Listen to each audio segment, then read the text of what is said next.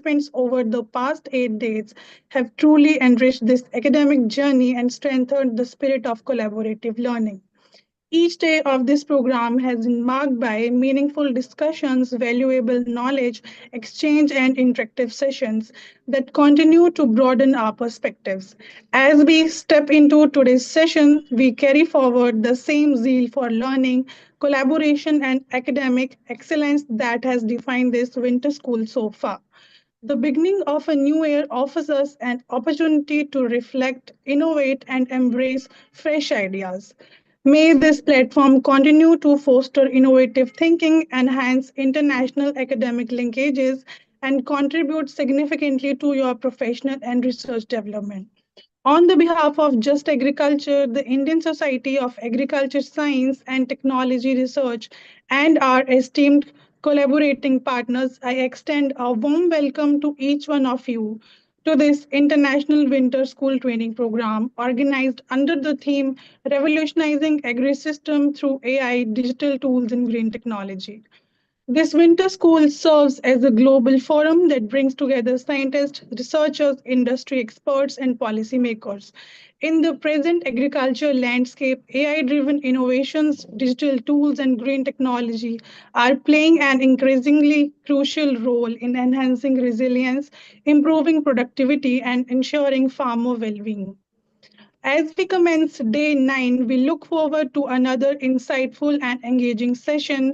Participants will continue to benefit from the expertise of renowned national and international speakers from countries such as USA, Canada, Australia, Egypt, and India, who will share both cutting edge research insights and practical field experience.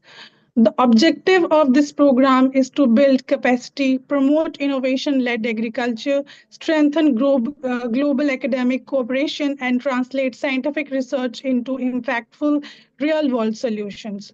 We sincerely acknowledge and appreciate the valuable support of our collaborating institutions. VNMKV Parbhani, UAS Raichur, Level University Canada, and ICR and BPGR New Delhi for their continued contribution to the success of this initiative. With these words, let us proceed with day 9, reaffirming our collective commitment towards building a sustainable, inclusive, and future ready agriculture ecosystems. Now, to start our today's session, I would like to address our today's guest for International Winter School Training Program, Dr. Amrendra Reddy. Dr. Amrendra Reddy is a highly accomplished agriculturist, economist, and policy expert currently serving as a joint director, School of Policy Support Research at the ICR National Institute of Biotic Stress Management, Raipur. He brings with him a wealth of professional experience in domains of agriculture policy support, farm and resource economics, climate resilient and sustainable agriculture, agri-food systems, and rural development, making him a distinguished authority in these critical areas of contemporary agriculture.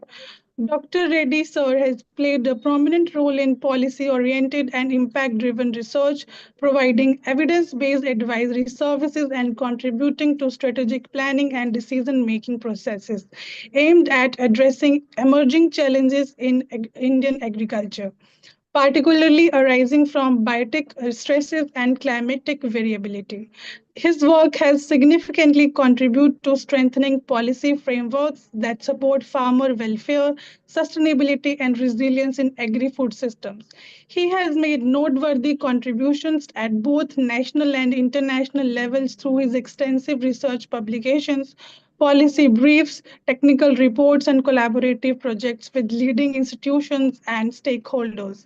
His research insights have not only enriched academic discourse but also informed practical policy interventions and development programs. Beyond his research excellence, Dr. Reddy sir is deeply committed to capacity building and human resource development.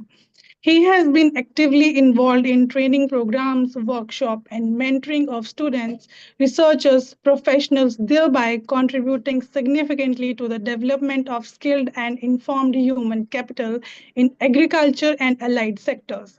His ability to bridge research, policy, and practice makes him an invaluable mentor and thought leader. Dr. Reddy's vast experience, multidisciplinary expertise, and policy perspective make him an eminent resource person for this international winter school training program. And we are truly honored to have him with us today. With heartfelt gratitude and great pleasure, I now invite Dr. Amrendra Reddy, sir, to kindly address the gathering. We warmly welcome you, sir, and the platform is all yours. Thank you, AgriVision, for just agriculture for very warm welcome, and I welcome all the participants for this very interesting session, probably. And I think my slides are moving. Yes, sir. Okay. So I will go through this. Basically, you are talking about vision and 2050. Probably when we are talking about vision 2000, I think you have to mention 2047, 100 years of independence. Anyway, uh, so when you are talking about a vision of say another 30 years or something like that, you have to see how the progress was uh, last 200 years also. How we have done progress and how we can, what are the lessons we have learned while our journey toward the progress, because we have no we have, our food production is increased say from 30, 40 or 50 million tons to now it is 300 million tons. So that much production is increased, but it is we have in this journey of no green revolution, white revolution, yellow revolution, all these revolutions, we learned many lessons. So, what are the lessons we have learned? Because in future we only do experiments, but we can from the past we can learn many things. So, how we can learn lessons based on our past experience and balancing development and environmental and other sustainability issues. Now it is very important. Across the country, we are seeing the monocrop of paddy, wheat, something like that. How to make crops more diversified, how to increase the livelihood of the people, how to increase the incomes of the people, how to make agriculture more sustainable. So all these are all really interrelated, and government interventions are very, very important in terms of policies, in terms of technology promotions, in terms of hand holding of the all the ecosystem. So keeping this in view, I am just going through the agriculture. Recently, we this year 2025, it is a the Nobel Prize in economics is on how on studying the how the technologies are evolved over the years. Technologies are evolved over the years. So that I will give a little bit of context for how we can enhance the use of the technologies. If there is a technology, but if we are not able to use these technologies, we are having many technologies in the government sector, ICR, SAUs, and many in the hands of private sector, many at international level. But these are all the technologies available, but somehow we are not able to use them for the benefit of the farmers. How to make use of those technologies is very, very important.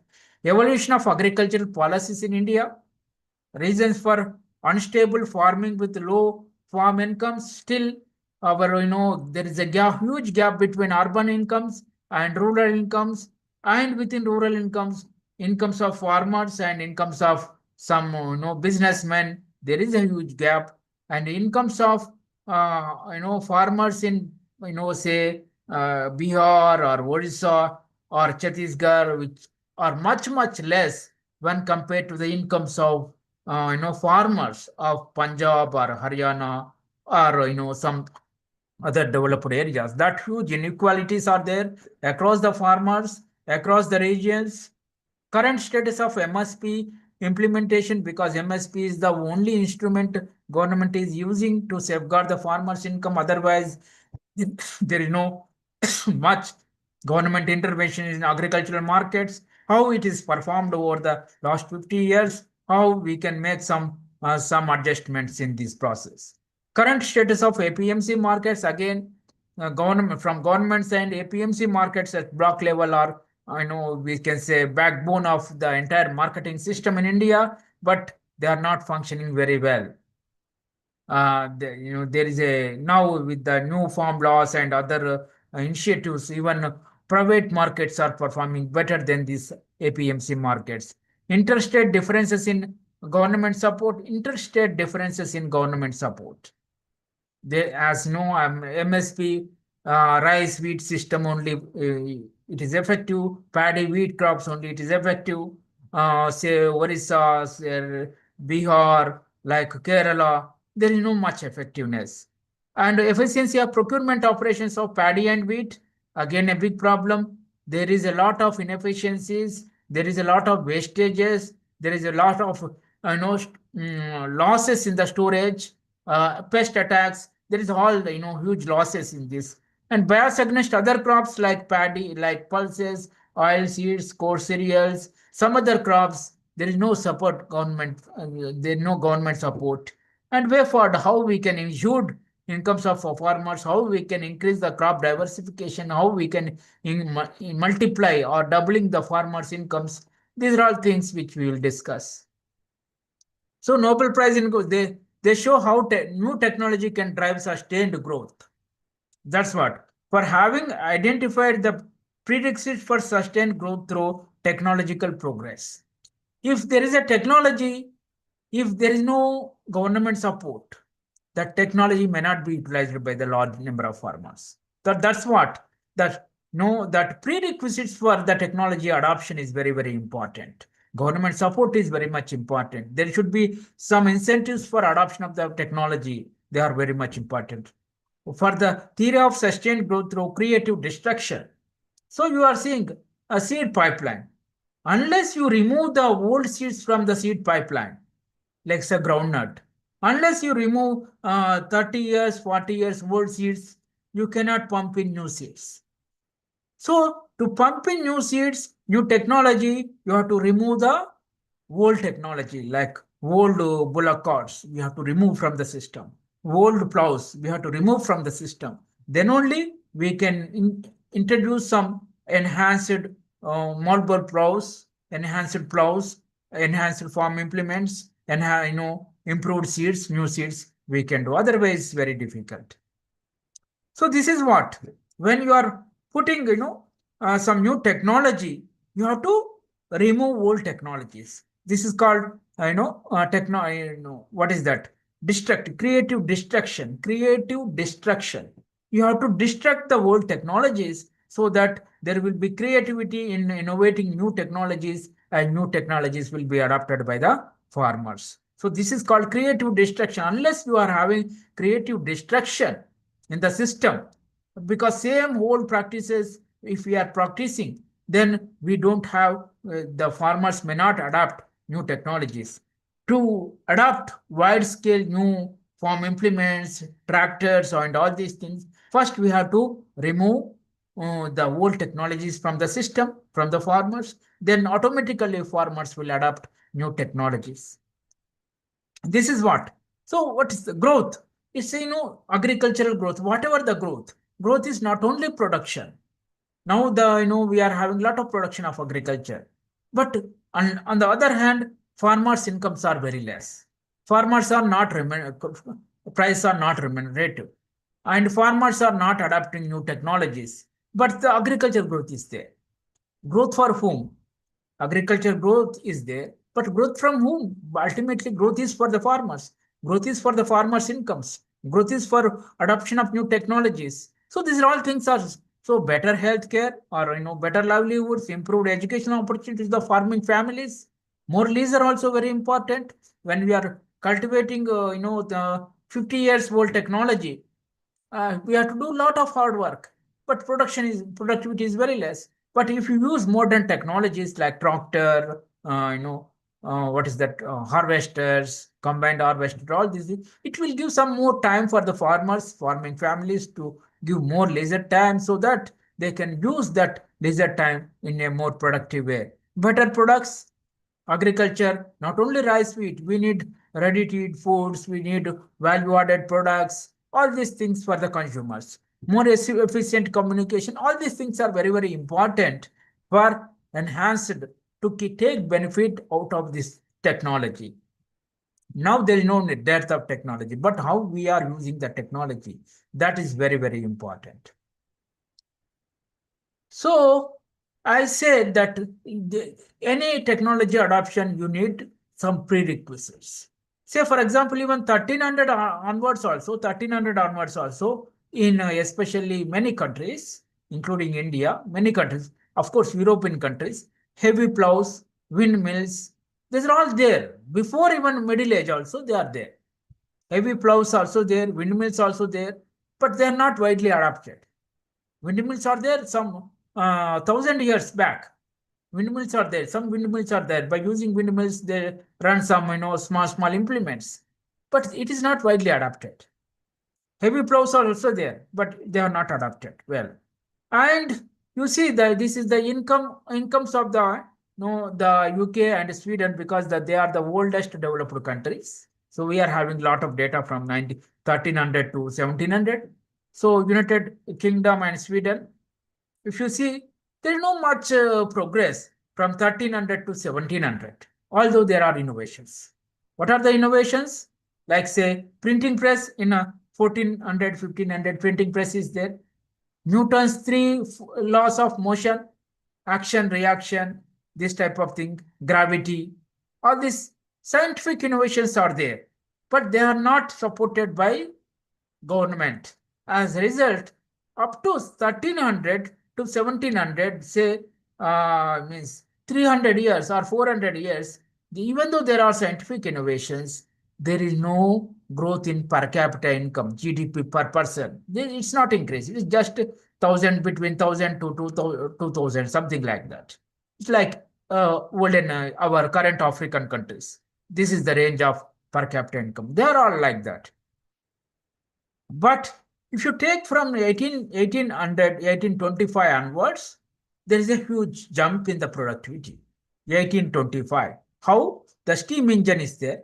Steam engine is used in different sectors, like railways. They have run railways through steam engine. Steamboats, also they used steam engine.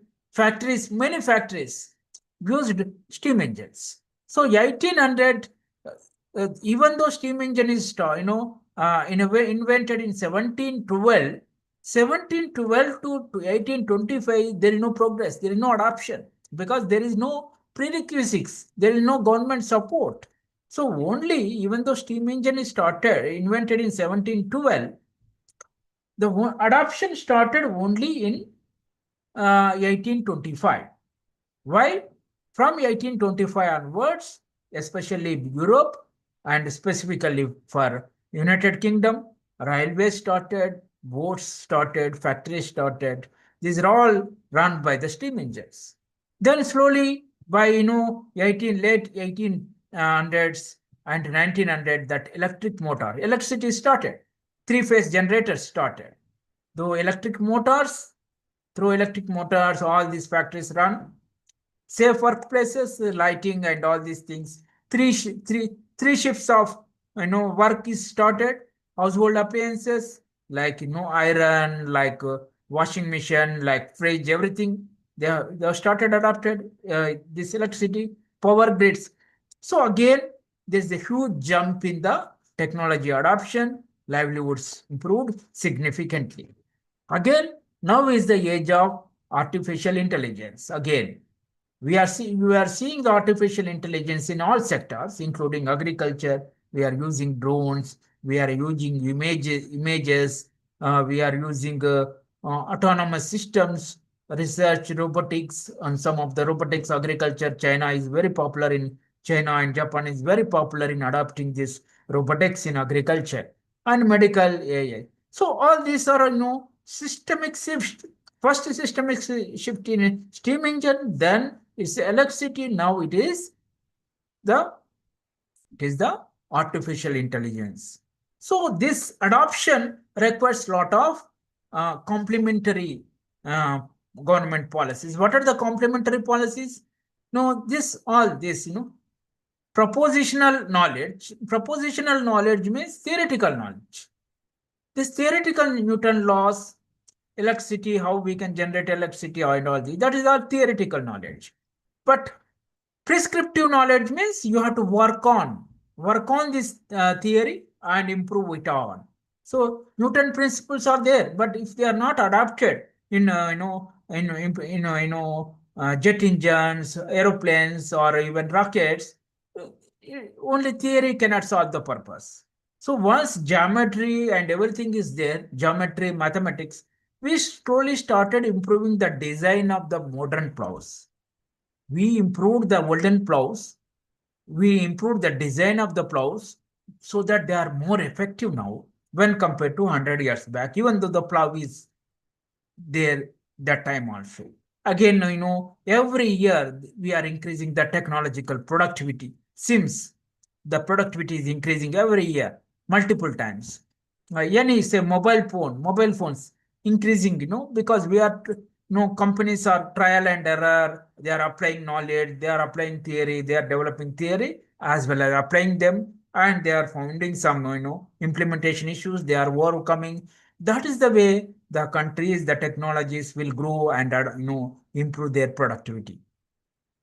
So how this growth, production? So what is the ecosystem? What government has to do? Production is there, R&D mostly in the government sector in agriculture, and also encourage a private R&D, private R&D is also there.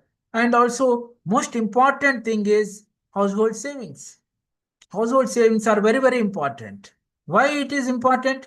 If you don't have savings, most of the small and marginal farmers, they may not be having savings. When they are not having savings, they cannot even dug the borewells.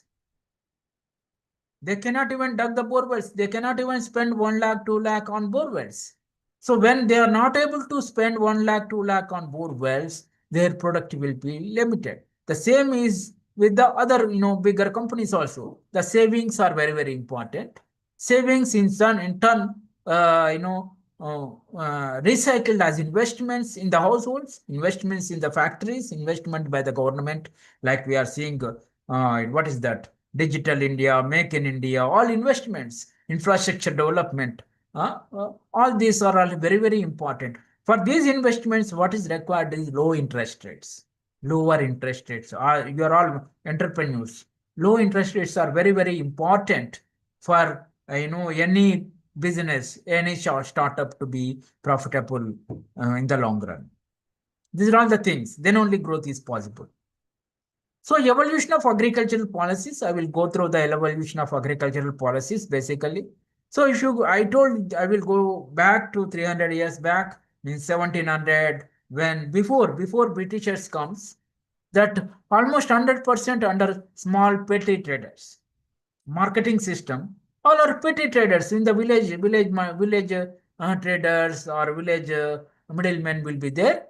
No market, no permanent regular markets are there. No regulated markets are there like ours, but only petty traders, house to house, they will collect and they will sell in the weekly markets. Weekly markets you are seeing now, Monday markets, Saturday markets, something like that. These origin of these weekly markets are maybe some 1,000 years back. Each village is having, because each village may not be having that much potential to regular trading. They trade only once in a week. And these weekly markets are not only selling and buying is taking place, they're also a cultural center, like gambling, like cultural dance, this type of cultural as well as trade centers. So this is the tradition they are going. There is no much investments. Only the shifting markets are there. Weekly markets are there. But in India, first regulated market, Karanja, 1886 came. Why 1886?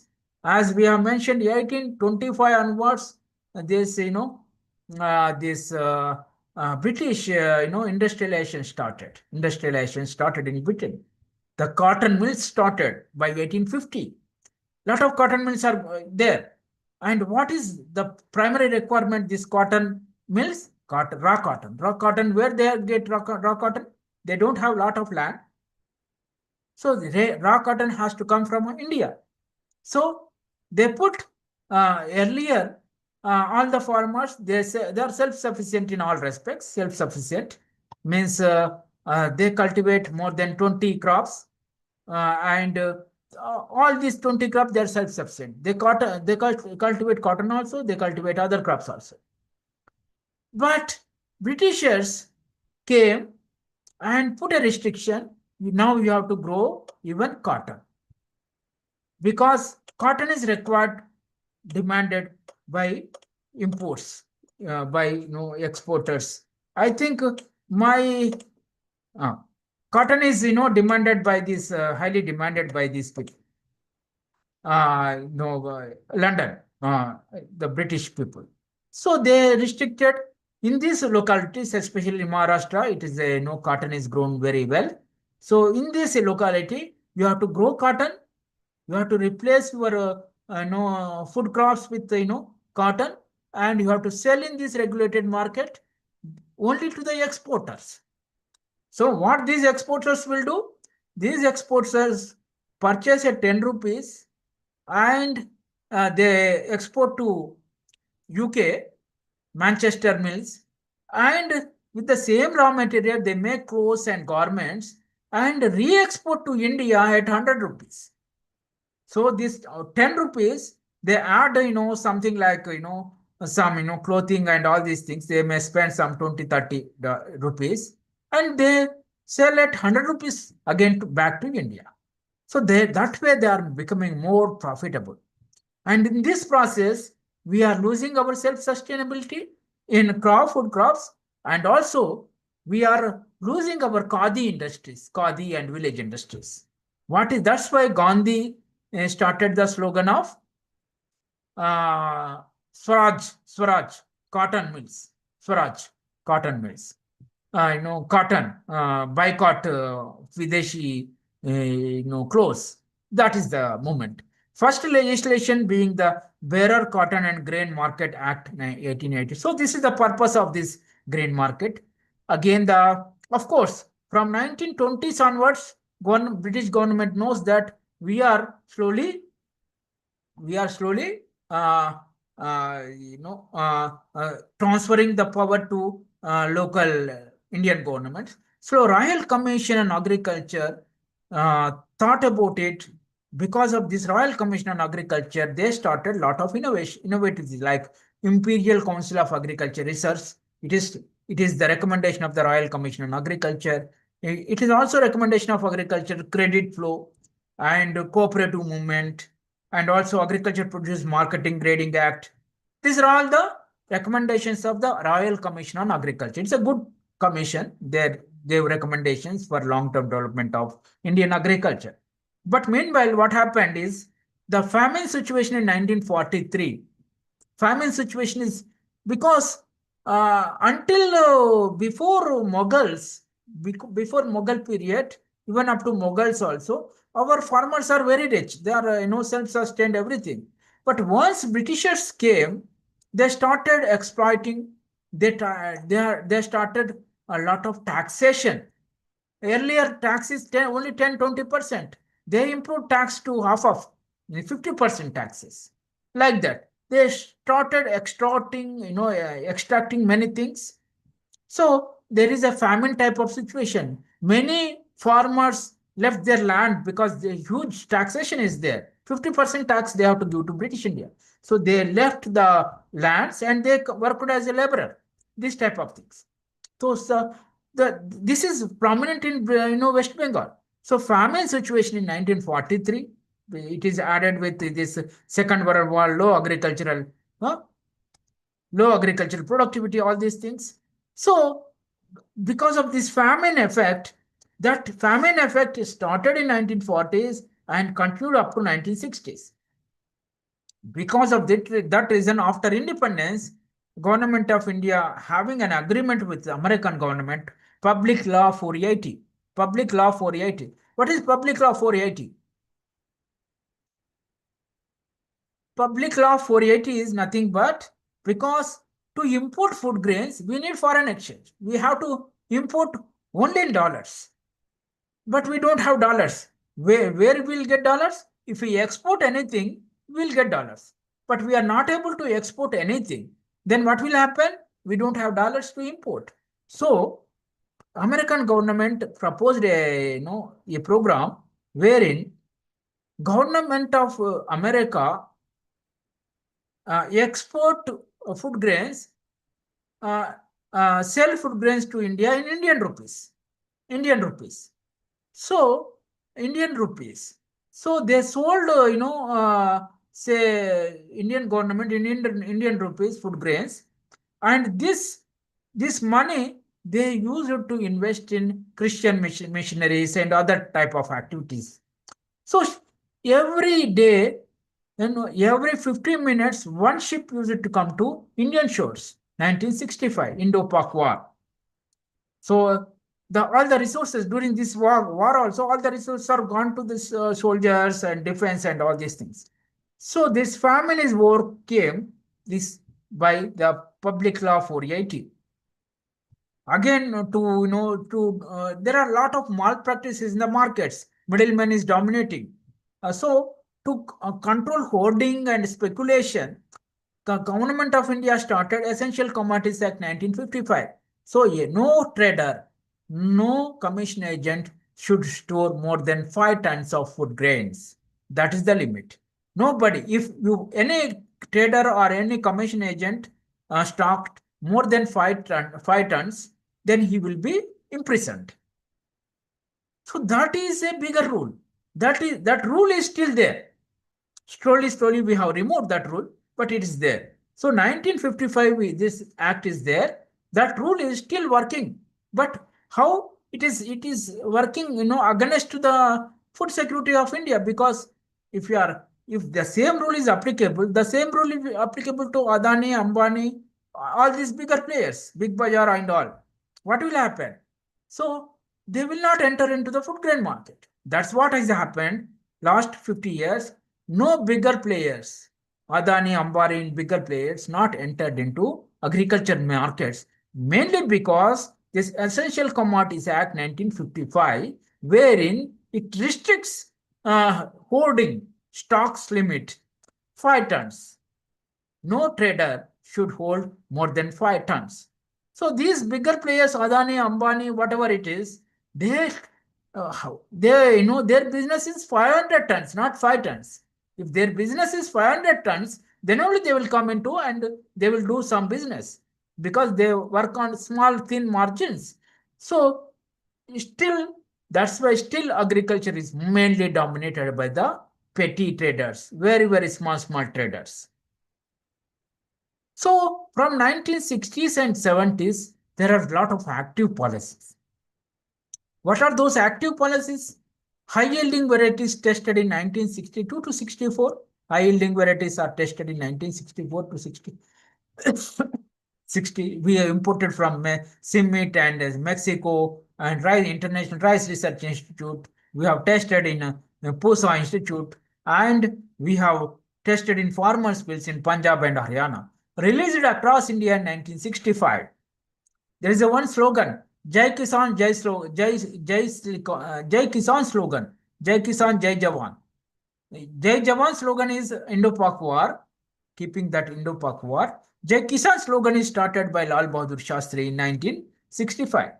So we need food, both defense, country security, as well as food security. That is the main purpose.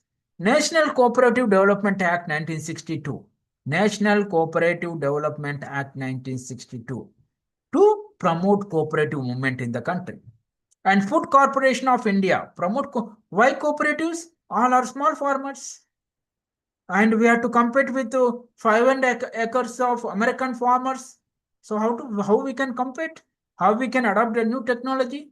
Only the cooperative movement we can adopt. So that's why National Cooperative Development Act 1962, Food Corporation of India Act 1964.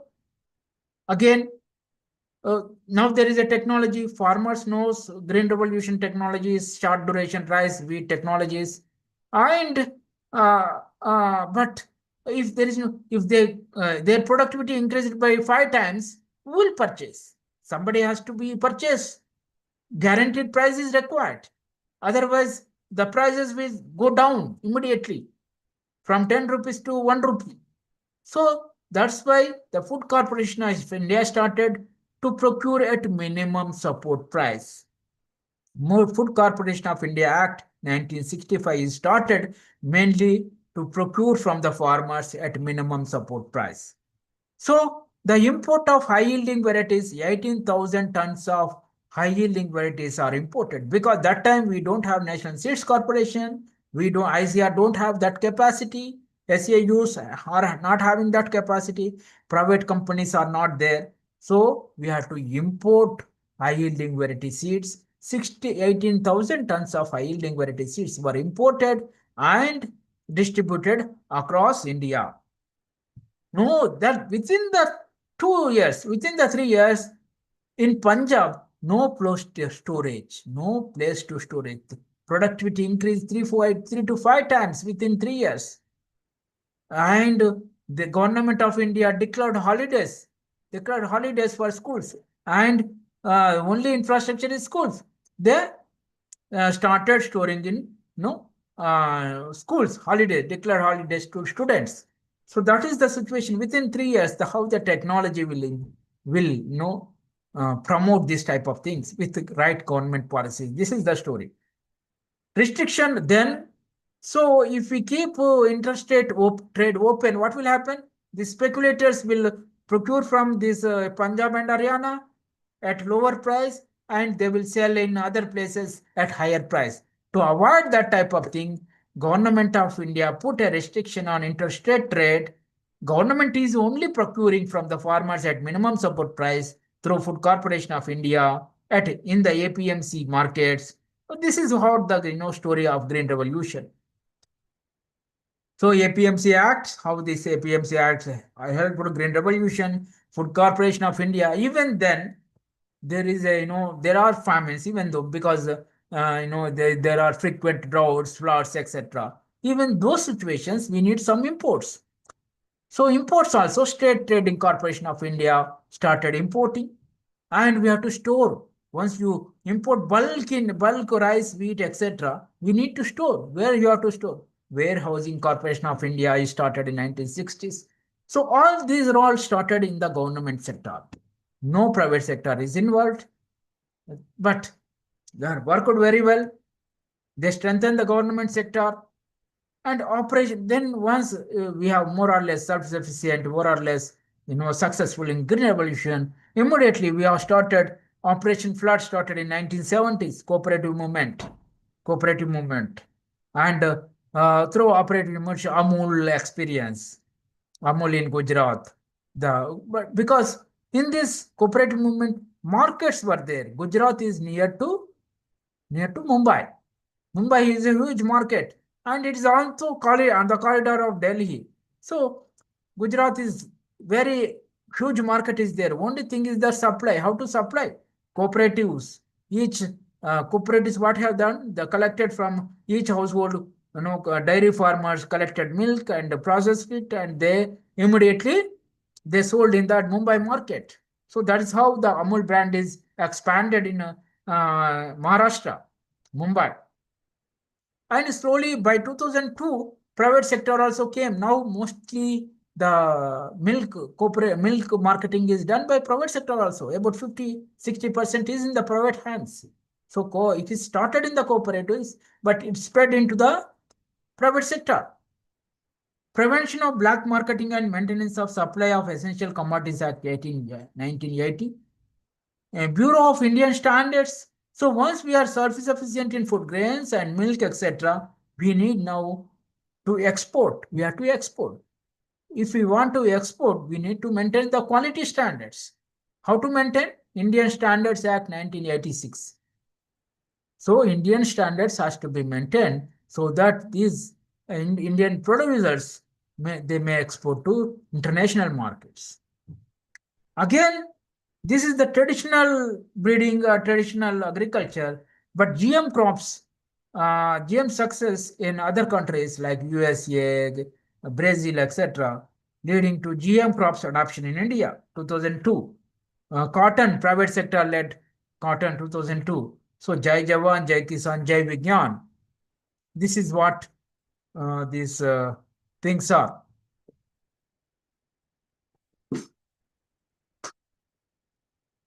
So policy paralysis, of course, and by this 1980s, we are more self-sufficient in food grains. We are milk revolution is there. We are having, this, more or less successful. But from 1980s onwards, this anything, if we take it too long, there will be some correction. Government domination. It's all government domination. Once you are having a lot of government domination, there is no competition from the private sector. What will happen?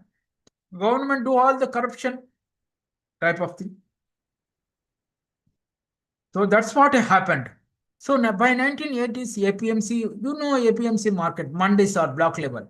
They're all rubbish. They are collecting cess from the farmers. They're not improving any infrastructure. Their cold storages, their warehouses, their godowns are very outdated. They're not improving. If you go to private sector godowns, you see excellent facilities, cold chains, cold storages, refrigerated facilities. So government sector, whenever there is a huge government domination, if there is no competition from the private sector, this cost will be higher. High cost of intermediation up to up to 3 by 4th. Retailer margins are very high because there is no competition.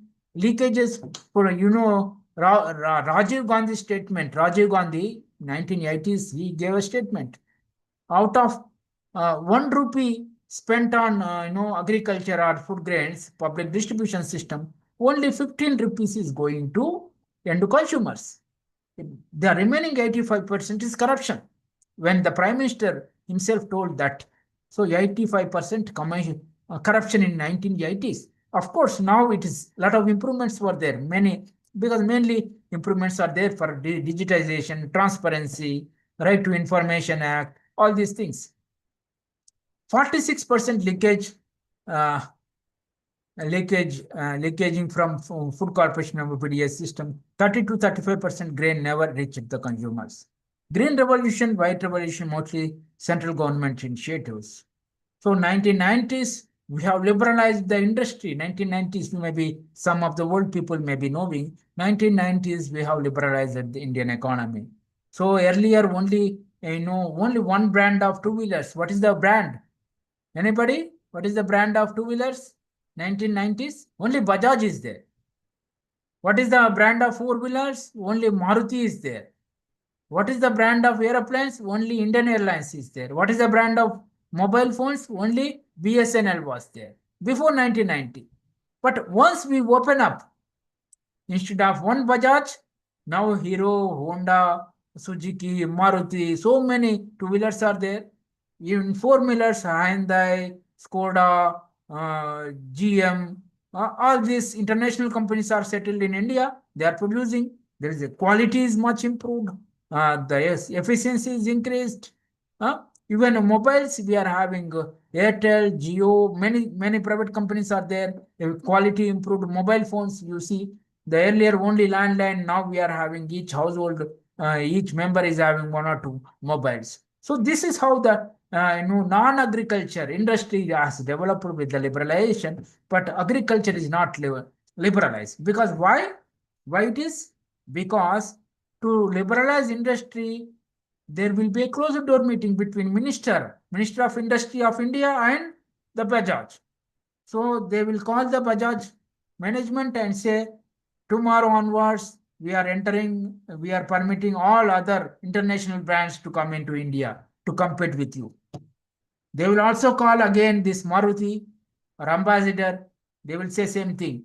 Tomorrow onwards, we are permitting all international brands to set up their companies in India. They can sell in India. So tomorrow onwards, you have to compete with them. If you are not able to compete, your market share will come down from 100% to 0%.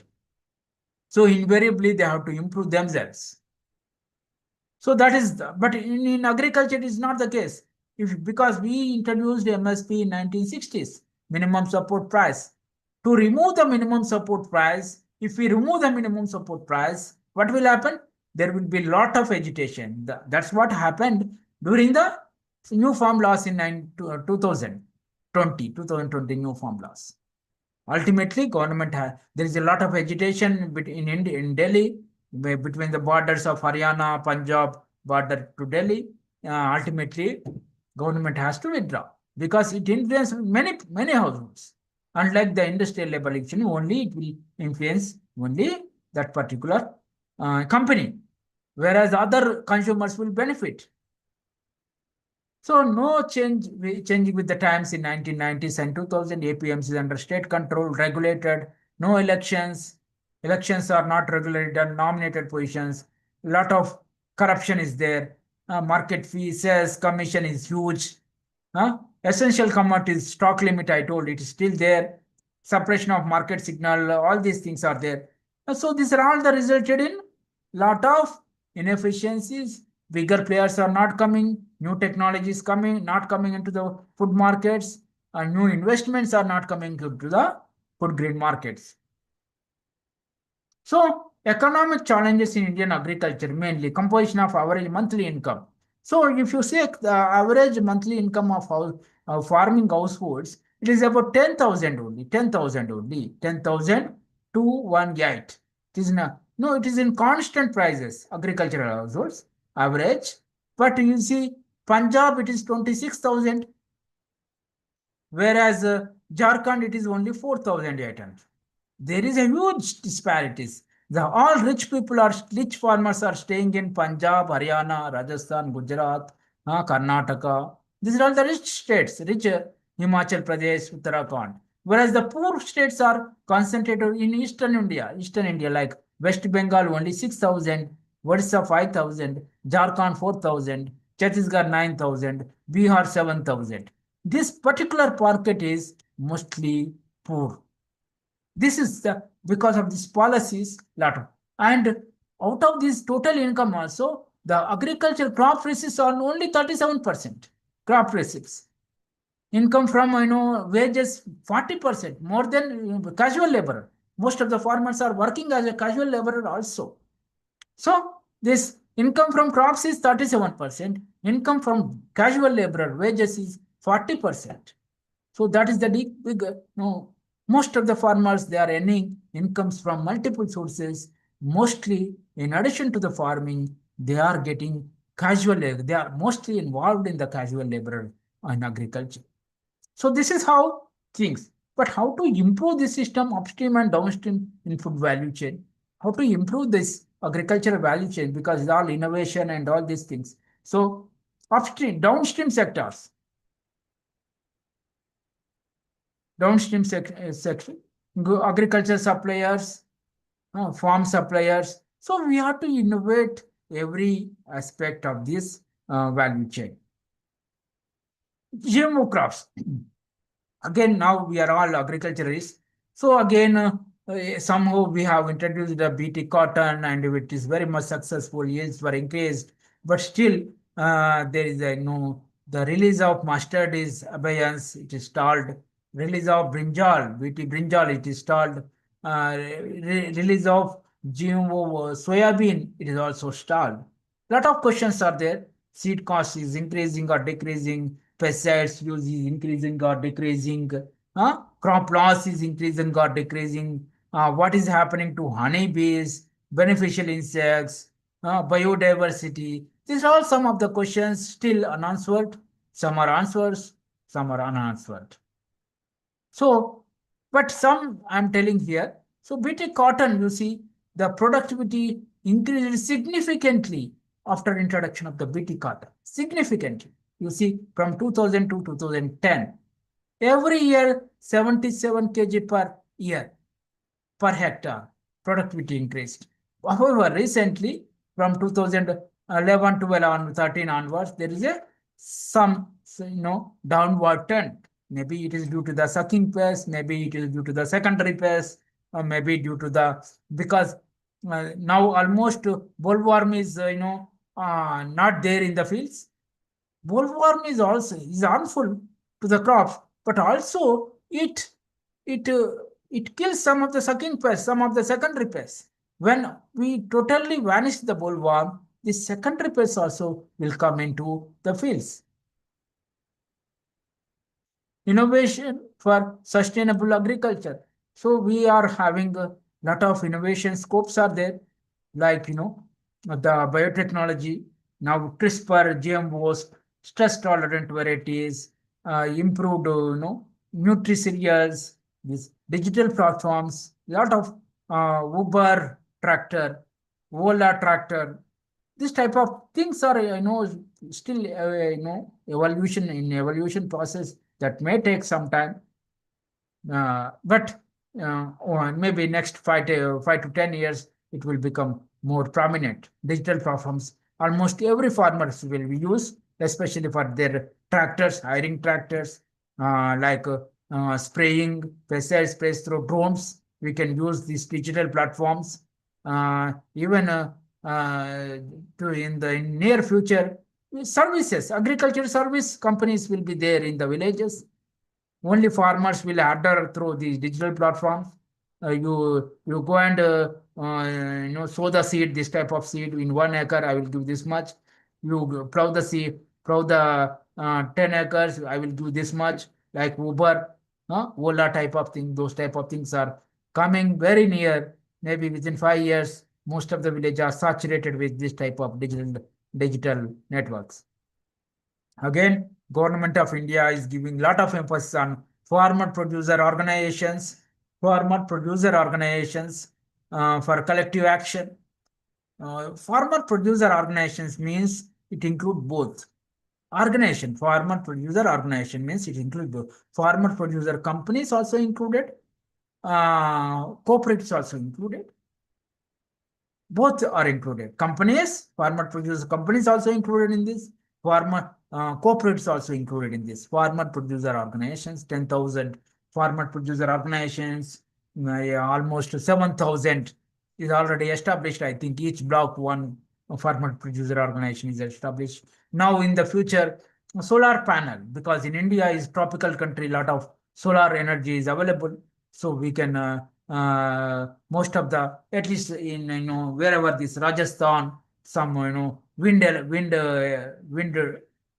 based electricity generation, or even the southern parts where the high temperatures are there, high solar energy is there, and there you can see the solar panel farming. It will be coming in future. This is the future, because you can get multiple incomes. You already having the crop, you can get the livestock. You can additional in addition you can get additional income through solar panel, which is more or less equivalent to say minimum of 30 to 40,000 per acre.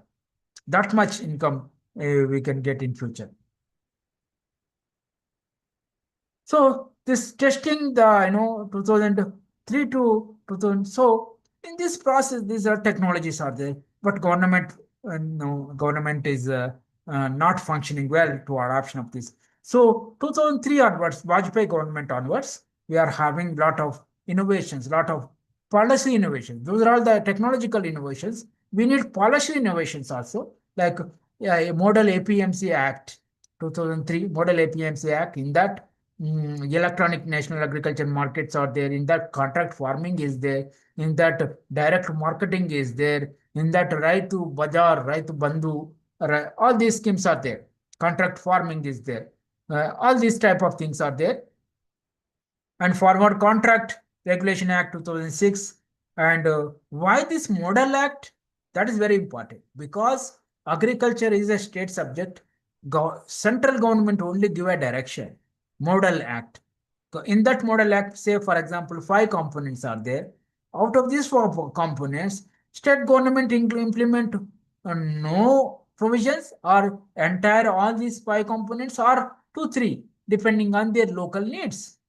So that's why Government of India always gives model acts in central government. Forward Contract Regulation Amendment Act 2006, the Warehousing Development and Regulation Act 2007, Model Agriculture Produce Livestock Marketing Promotion and Facilitation Act 2017, Electronic National Agriculture Market, Model Contract Farming Act 2018. These are all Model Agriculture Land Lease Act, land lease also. Land leasing, we are not having any provisions, any regulations. It's all informal only. So we need some sort of government guidance in this. Still, they are all not done well. So, context of new farm laws. Why new farm laws? It's a one nation, one market. One nation, one market means. So, for example, Delhi, Ajad market is there in Delhi, fruit market. So, in there, the oranges, 1 kg oranges, say 100 rupees there. So, for example, I am going back, say, or starting from farmers. Farmers' price in orange production center is Anantapur. Say it is Anantapur, yeah, 70 rupees per kg. Oranges, 70 rupees. So from Anantapur in Andhra Pradesh to Delhi, refrigerated logistic costs, say, including surcharge, Hamali, and all these things, so 30 rupees. 70 plus 30.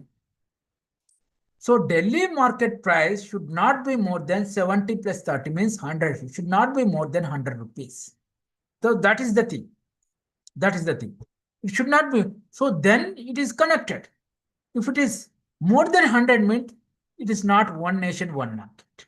There is some middlemen who are getting more profit. So that is called one nation, one market. One nation, this one nation should be connected seamlessly across the production and consuming centers. And it is revealed through the production price plus logistic cost. Everywhere, this equilibrium has to be maintained. That is what one nation, one market. Barrier-free interstate markets. There should not be any barriers for interstate markets. Market function, generally markets are market function well in the private sector, not in the government. So giving more emphasis on private sector. Freedom and choice to the farmers. Freedom and choice to the farmers. Farmers should have a lot of freedom, lot of freedom, like they can sell to APMC market, they can sell to local mandi market, they can sell to private market, they can sell to cooperative market, they can sell to farmers, producer company, collectives. So they should have lot of, what is that? Choice. Then only there will be a lot of competition. Then only the sales market fee will be reduced. Because once the market fee in the APMC market is 10% and the private person is not charging any market fee, definitely farmers will shift from APMC market to private companies. So that is the one thing. So as an entrepreneur, what you have to do, you have to reduce your intermediation costs, your costs. Then only many consumers will come to your place. So these are all some of the things. I don't know. These are all some of the provisions I already mentioned. New farm laws, farmer produce trade. So the new farm laws giving scope for outside APMC market, anybody can open private markets. Private markets. That is the whole essence of it. And farmers agreement. So till now we are having contract farming in poultry sector, seed production sector, contract farm, but they're not popular. Sometimes if they're popular, they exploit farmers. So to avoid the exploitation, government of India is empower the and protection of price assurance and contract farming, legalized contract farming, so that these bigger companies may not exploit the small farmers. So essential commodities, as I mentioned beginning, that stock limit, 5 tons, that limit has to be removed. That is removed. And prerequisite for implementation of these acts, one, encouraging FPOs. Once we encourage the private players, Adani, Ambani, bigger players, to compete with these bigger players, we have to encourage farmer producer companies or organizations, collectives, farmers collectives in a bigger way. Then only they will negotiate with the private companies and they bargain their price. What is the price of oranges? What is the price of tomatoes? Something like that. They bargain with the bigger companies in their buying and selling activities. Local level institutions.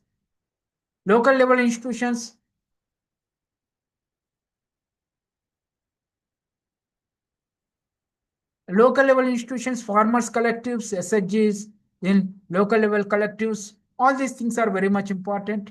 And registration and tracking of transactions. If your transaction is hidden, there is a lot of scope for exploitation, malpractices. If transaction is online, digital, everything, anybody can check and recheck, then this malpractices will be reduced. So that's why registration and tracking of all the transactions are important. Efficient price information system.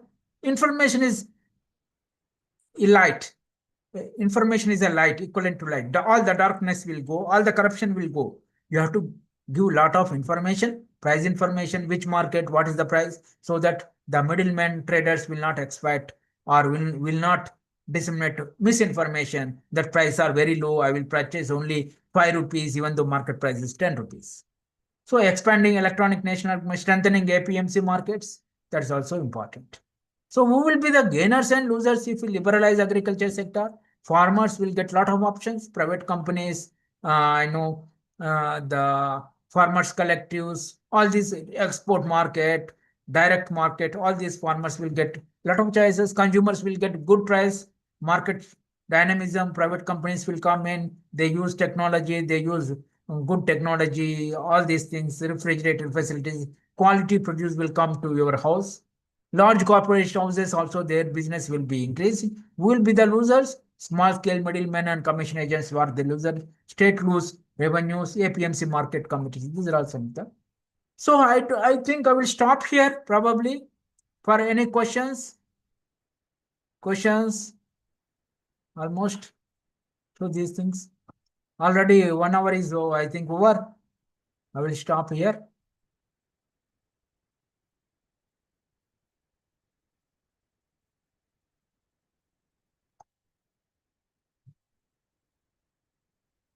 Okay. It's all right.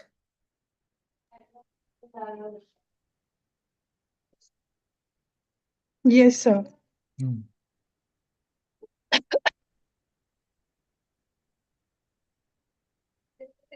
Thank you very much, sir, for explaining the entire concept so clearly and so systematically.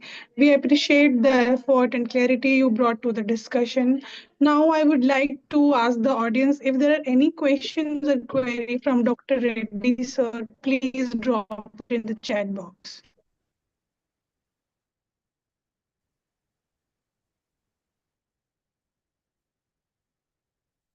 So that one question is, what is APMC market?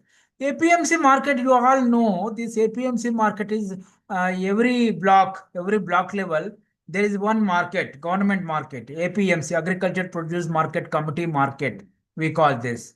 So as per the government rules, in this APMC market, there will be a committee of 12 members. In that, farmers representation will be there. Some nominee from the government, some local politicians will be there. Traders representation, middlemen representations will be there. They will form the government rules and regulations. What will be the commission charges? What will be the sales? What is the Hamali charges? All these things they will put.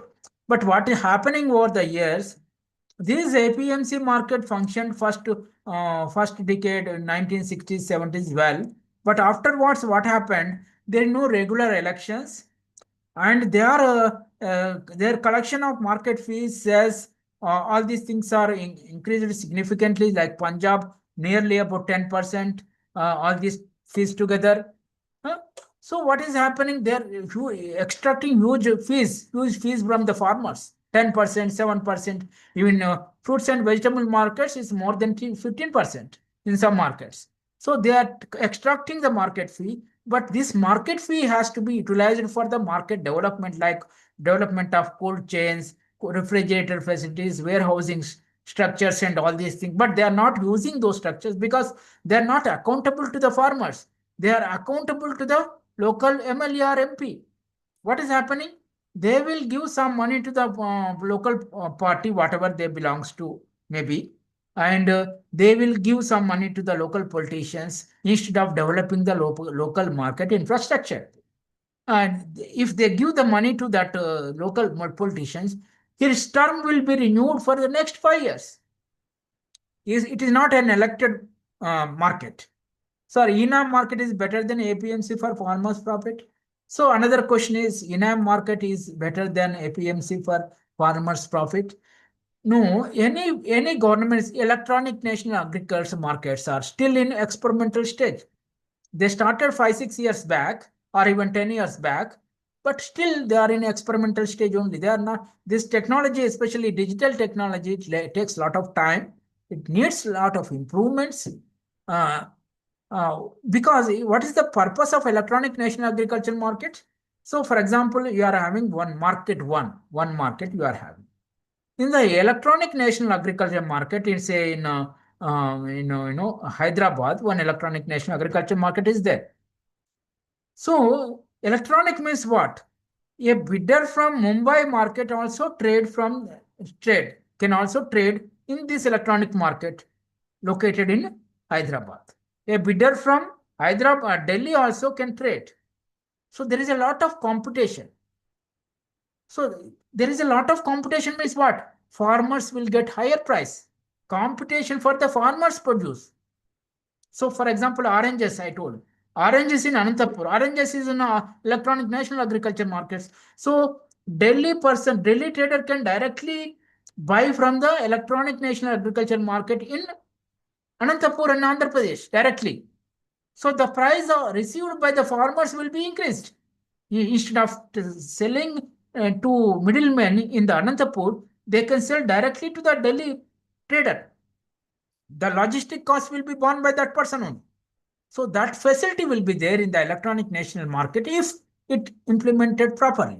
So it takes time, but in future it will be improved significantly, and there is a lot of scope for farmers will get higher prices.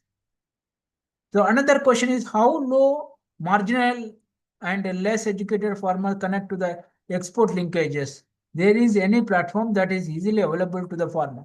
There are number of farmers because that's why marginal and uneducated farmers they have to become member of any farmers producer company or organization or cooperatives. Okay, you are uneducated, your production is very limited, only 5 quintals. No problem. If you are member of cooperative or if you are member of farmer producer organization or you are member of farmer producer companies, what will happen? It is not related to your education or all these things. This company will be run by professionals. They know how to market, where is the market, where is the higher price, then they can manage your produce better and they will give more price to your produce.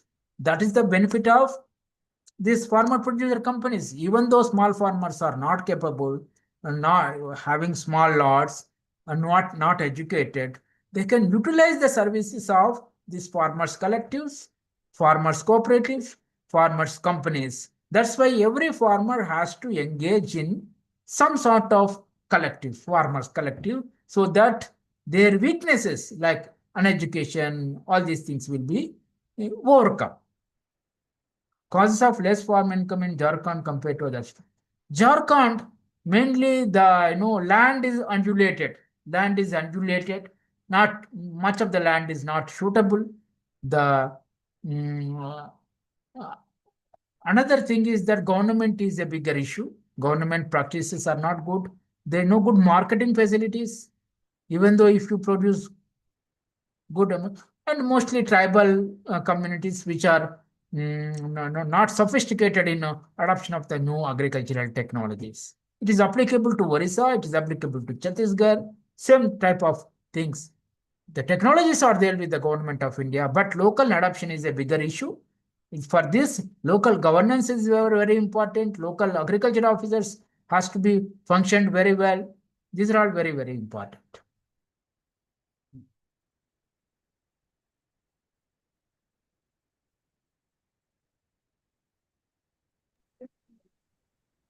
Okay, thank you, sir. Mm. Like, I think they are all done with their questions, right? Mm. So, thank you, sir, for being with us and for delivering such an insightful, engaging, and thought provoking thought-provoking lecture. Your in-depth analysis, valuable inputs, and rich professional experiences have greatly enriched this session and provided meaningful learning to all the participants. The clarity with which you address critical issues in agriculture policy and sustainable agri-food system, particularly in the context of green growth, balancing development with environmental sustainability, has truly enhanced our understanding and broadened our perspectives. We are sincerely grateful to you for generously sharing your time, expertise, and wisdom with us. Your guidance on integrating economic development with environmental stewardship, along with our practical insights on achieving sustainable and inclusive growth, will certainly inspire our participants and contribute significantly to their academic excellence and professional growth. On behalf of the organizing team and all the participants of the International Winter School Training Program, we extend our heartfelt thanks and deep appreciation. So, Thank you. Thank you thank very you. much. Thank you all the audience, all the participants for patiently listening this lecture. Thank you. Thank you. You can contact me for any other guidance or any other things. I think my contact number is with organizers in even my slides also. Thank Is you. there any particular platform, sir, where they can contact you directly? Yeah, you can contact through my email, mobile, whatever. Okay, It's no issue. okay, okay. So, thank you. Thank you Thank for you. your time, sir. Thank you. Thank you. Thank you.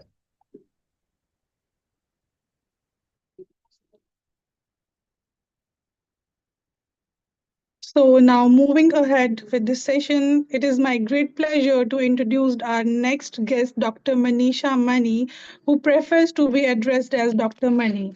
She is a highly accomplished agribusiness innovation strategist with more than 16 years of extensive leadership experience spanning business incubation, startup evaluation, technology commercialization, and innovation strategy within the agriculture and allied sectors.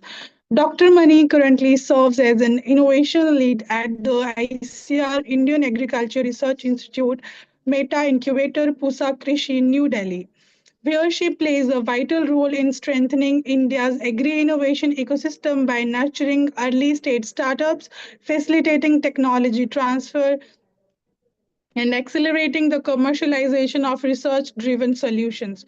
Prior to this, she served as a chief executive at the NABARD Flagships Agribusiness Incubation Center, where she successfully led several initiatives aimed at promoting agripreneurship, fostering startup growth, and building sustainable incubation models across the country.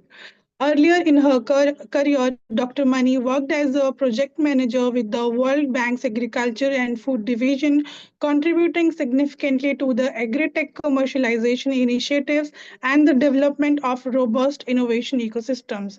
Her association with international development agencies enabled her to bring a strong policy-oriented and a global perspective to agribusiness innovation and agri-entrepreneurship development in India. Dr. Mani's professional expertise spans startup due diligence, agri-tech and deep tech evaluation, technology validation, public sector innovation, and incubation strategy. She has directly supported and mentored over 500 startups, played a key role in establishing seven agribusiness incubators across India, and has led multiple level incubation and acceleration programs, contributing substantially to the growth of India's agri-tech startup ecosystem.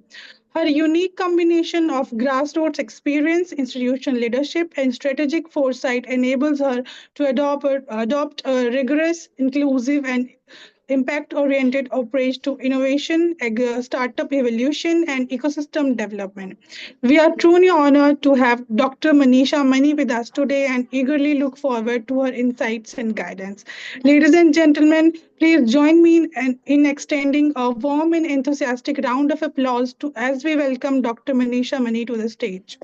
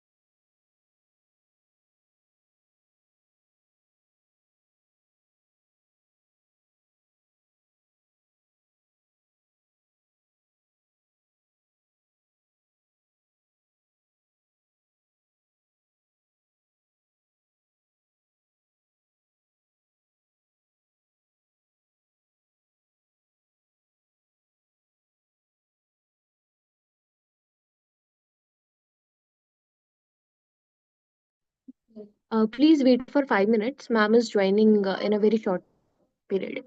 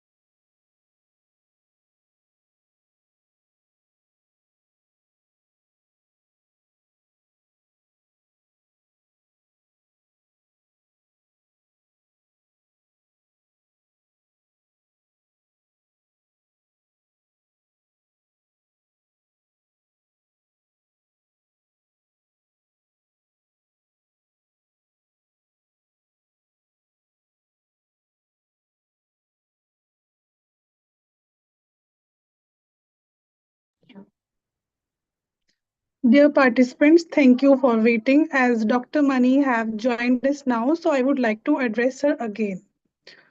So, moving ahead, it's my great pleasure to introduce our distinguished guest, Dr. Manisha Mani, who prefers to be called as Dr. Mani. She is a highly accomplished agribusiness innovation strategist with more than 16 years of extensive leadership experience spanning business incubation, startup evaluation, technology commercialization, and innovation strategy within the agriculture and allied sectors. Dr. Mani currently serves as an innovation led at ICR Agriculture Research Institute, Meta's incubator, Pusa Krishi, New Delhi, where she plays a vital role in strengthening India's agri innovation ecosystem by nurturing early stage startups, facilitating technology transfer, and accelerating the commercialization of research driven startups, facilitating technology transfers. Prior to this, she served as a Chief Executive Officer of NABARD's flagship agribusiness incubation center, where she successfully led several initiatives aimed at promoting agripreneurship, fostering startup growth, and building sustainable incubation models across the country. Earlier in her career, Dr. Mani worked as a project manager with the World Bank's Agriculture and Food Division, contributing significantly to agri-tech commercialization initiatives and development of robust innovation ecosystems. Her association with international development agencies has enabled her to bring a strong policy oriented and global perspective to agribusiness innovation and entrepreneurship development in India. Her unique combination of grassroots experience, institutional leadership, and strategic foresight enables her to adopt a rigorous, inclusive, and impact oriented approach to innovation, startup evaluation, and ecosystem development. We are truly honored to have Dr. Mani with us today and eagerly look forward to her insights and guidance. Ladies and gentlemen, please join me in extending a warm and enthusiastic round of applause as we welcome Dr. Mani to the stage. Okay, thank you so much, Sakshi. Thank you for that detailed introduction. It wasn't needed. I mean, address myself as a learner. I'm no one to be speaking that much about. Anyway, so thank you so much for having me. And all to all the participants, I welcome you to the ninth day. I think it's the third or fourth session for today. So in the 21 days International Winter School Training Workshop Program, which you've already been a part of, which is jointly organized by ICR, NBPGR, VNMKV, Parbini, Lowell University, Canada, and Just Agriculture and ISASTR Society, New Delhi. So today I will take you to a journey of what startup incubation has been about, and what is the exploring of entrepreneurship in agri-tech. And specifically, I will introduce one of the programs that ICR, the Indian Council of Agriculture Research, just launched 4 days ago. And the applications are open for that. So I'm here to sensitize you about that. So if I think I can share my screen. Yeah, let me just share my screen. Can somebody tell me if they can see my screen? I'll just go full screen. Yes, ma'am, it is visible. Okay, thank you so much. So let me just, okay, this is the, yeah, all right. So good evening, everyone.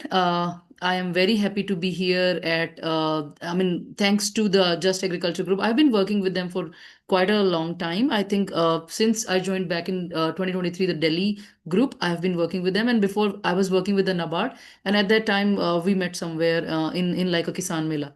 So this particular training that you're going through, it's a very amazing 21 days international winter school training workshop where you will be learning a lot about agripreneurship.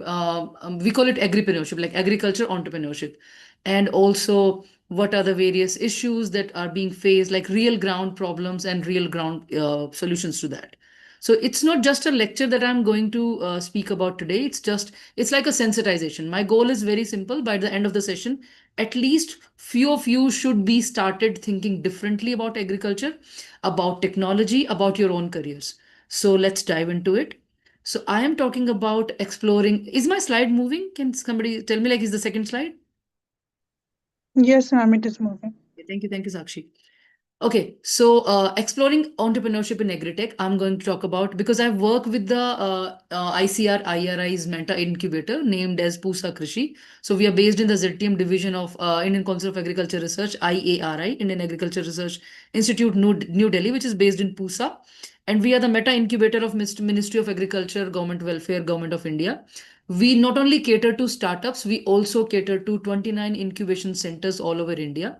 We are one of the 5 KPs that these are called knowledge partners, where we not only train startups, we also train incubation centers per se. I've been doing this since 2009. And right now we are working here with this various schemes. So today I'll talk about exploring the entrepreneurship in agri-tech.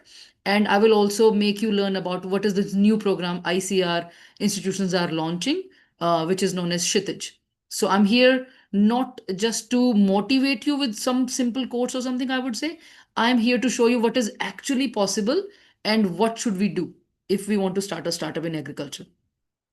So what is entrepreneurship? Everybody knows, like, I'm not going to the basic details, like it starts from a French word entrepreneur and then it means what and what all. No, I'm just about to tell you, like, entrepreneurship is not just about opening a company tomorrow. It starts much earlier. When you identify a problem, when you look around and you feel like, oh, this is a problem that I face in daily life and maybe I should do something about it. Maybe we can be a solution provider to this problem. So when you have already identified a problem, you are already into an entrepreneurial mindset. So you see an opportunity, you decide to take the responsibility of solving it. So entrepreneur creates value, not just for profit. I mean, of course, profit is a major part, but you're creating value for your customers, for your farmers, for your society. Acha, one more thing I want to understand. Can we go in like mix, or should it be like strictly English or strictly Hindi? Mix कर सकते हैं क्या? English में करना है कि English Hindi में करना है? Can somebody tell me? Sakshi, are you there? Yes, ma'am. So can we keep it mix, or it has to be like in Yes, ma'am. You can keep it mix. mix? ठीक है, okay. Yeah, so I was just saying कि value create करना. So profit is a major part, we already know. But you have to create value for customers, value for your farmers, value for your society, sometimes the environment that you come from.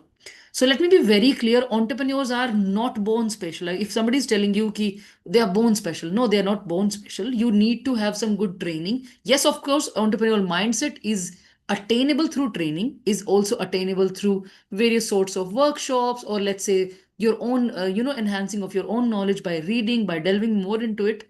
But it's not born specially. You just have to have some skills, and that you define those skills, because entrepreneurship is a choice. You are made through choices. This takes discipline. This is risk taking. So this is not an easy job, I would say, right? I'll take you through it. So some people who already have some ideas, and they all, let's say some of you might have just a basic idea कि मुझे एक अपना खुद का स्व उद्यम, एक व्यापार शुरू करना है, एक मुझे बिजनेस शुरू करना है. It could be a bakery, it could be a drone का company, it could be AI, मैंने कोई ऐप बना दिया, it could be AI based platform, chatbot, ठीक है, कुछ भी हो सकता है. You have those ideas in your head. Somebody's already developed something. Let's say कि उसने कोई प्रोटोटाइप बना दिया. उसने बोला कि मैंने जी ये बेकरी पे काम करना शुरू किया था, मैंने कहीं पे मिलेट्स की एक ट्रेनिंग ली थी, और मैंने ये एक बिस्किट या कुछ मैंने नमकीन या स्नैक्स कुछ बनाने की कोशिश की है. So already prototype. somebody says कि मैंने ऑलरेडी एक प्रोडक्ट बना लिया है, मैंने एक लिक्विड बायो फर्टिलाइजर का ट्रेनिंग लेके, लाइसेंस लेके ये प्रोडक्ट मार्केट में उतार दिया है, मतलब या फिर मैंने एक फर्स्ट बैच प्रोडक्शन का शुरू कर लिया है. So you can be at the idea stage, you can be at the prototype stage, you can be at the go-to-market stage, or MVP, we call it in minimum viable product. Anything, you are a starter. You are starting something. So for these starters, to become more entrepreneurial, कि ठीक है, दुनिया मतलब धंधा तो सब करते हैं, बिजनेस तो सब कर रहे हैं, दुकानें सबने खोली हुई हैं, पर आपको entrepreneur बनाने के लिए असिस्टेंस लगती है. You need some specific assistance, and these come from enabling institutions. And enabling institutions का एक अमेजिंग पार्ट होता है इंक्यूबेशन. तो पहले मैं आपको थोड़ा सा इंक्यूबेशन समझाती हूँ कि इंक्यूबेशन क्या है. अगर आपका हो सकता है इसका सेशन हो चुका हो, but let me just give you like a brief idea. So incubator जब हम वर्ड बोलते हैं तो think comes in our minds, जिन्होंने इंक्यूबेशन के बारे में नहीं सुना है, कि इंक्यूबेशन इज समथिंग कि जहाँ पे जैसे छोटा बच्चा जो प्री मेच्योर पैदा हो गया, उसको आपने उस इंक्यूबेटर के अंदर रखते हैं, है ना. इंक्यूबेटर नाम जब भी हमने सुना, यही सुना है. तो सिमिलरली बिजनेस इंक्यूबेशन काम करता है. मैं आपको बताती हूँ कैसे कि एक छोटा बच्चा जो pre mature, let's say 6-7 month में या 8th मंथ में 9 मंथ से पहले प्री मेच्योर पैदा हो गया, so that means his body parts are not really developed for the real world. तो उसको हमें इंक्यूबेट करना पड़ता है, थोड़ा टाइम के लिए उसको अपने पास रखते हैं, उस मशीनरी या what ever you call it, let's call it incubator, till its body parts are actually developed and ready for the real world. Similarly, business incubation works. You have an idea. आपके अलग अलग body part, एक business के body parts जो हैं वो properly या उतने स्ट्रेंथ के साथ डेवलप नहीं हुए हैं, you need some support and assistance, so that's why you go to the incubator, so that these body parts become really ready for the real world. So it can be any body part. Business के body parts क्या हैं? Business के body part, you could be weak in finance, you could be weak in production, you could be weak in resources, you could be weak in infrastructure, you could be weak in research and development, whatever it is. Data validation, tech validation, ठीक है, pilot testing. तो इन सब चीजों पे ये जो body parts business के हैं, मार्केटिंग आपका वीक हो सकता है, कुछ भी वीक हो सकता है, उनको प्रॉपरली डेवलप करने के लिए एक बिजनेस आइडिया को बिजनेस इंक्यूबेटर में रखा जाता है. ठीक है, so that's why these starters need these assistants, and that's where the agri business. अब मैं बात करूँ एग्री बिजनेस इंक्यूबेशन की. इंक्यूबेटर अलग अलग होते हैं, टीबीआईज भी होते हैं, अलग अलग सॉफ्टवेयर टेक्नोलॉजी के भी होते हैं, but we are talking specifically about agriculture. तो एग्री बिजनेस इंक्यूबेशन कहाँ पे काम आते हैं? जब इन एग्री बिजनेस आइडियाज को उनके रिलेटेड उनके रिस्पेक्टिव इंक्यूबेटर के अंदर रखा जाता है. ठीक है, अब there is a big myth कि ओनली इंजीनियर्स या only MBAs can be startups, they can only become entrepreneurs. That is completely false. Innovator कोई भी हो सकता है. Innovator can come from any background. It can be a student, it can be a farmer जिसने, it can be someone who has a PhD or a postdoc, it can be someone who has never been to school, it can be someone who is 17 years old, it can be someone who is 71 years old. समझ रहे हैं? So even the people who have failed academically, अगर अपने आसपास के आप सबसे अच्छे एग्जाम्पल्स भी देखें, most of the people they have, you know, like they are school dropouts, or maybe they just did their complete their graduation or something. हम बात करते हैं बिल गेट्स की, he never completed his school, so that's, but now he's one of the major, like biggest billionaires, entrepreneurs. ठीक है, so what I'm saying is what actually matters is the drive, is your determination, आपका दृढ़ निश्चय, आपका passion, आपकी willingness to be uncomfortable, कि मुझे comfort के साथ काम नहीं करना, मुझे अनकंफर्टेबल होना है. So that means what, in agriculture जब हम बात करते हैं, we see farmers, we see entrepreneurs, farming के एंटरप्रेन्योर्स, ऐसे ऐसे बहुत ही छोटे छोटे गांव से निकले हुए किसान आज इतने बड़े व्यापारी, इतने बड़े बिजनेसमैन या इतने बड़े एंटरप्रेन्योर्स बन गए हैं.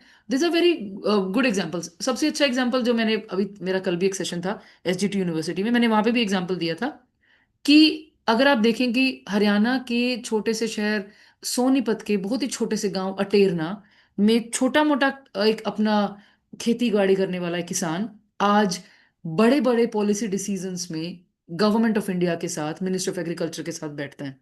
उनका नाम है श्री कंवल सिंह चौहान जी. उन्होंने शुरू किया था बहुत छोटे से लेवल पे. उन्होंने अपने छोटे से गांव में 2-4 लोगों को मिलकर समझाया कि क्यों ना हम बेबी कॉर्न की खेती करें. वो कहीं से समझ के आए थे कि इसमें बहुत फायदा है, इसमें बहुत मुनाफा हो सकता है. तो उन्होंने करते करते उसको अपना बड़ा बड़ा व्यापार बनाया. Now he sits with the prime minister of India.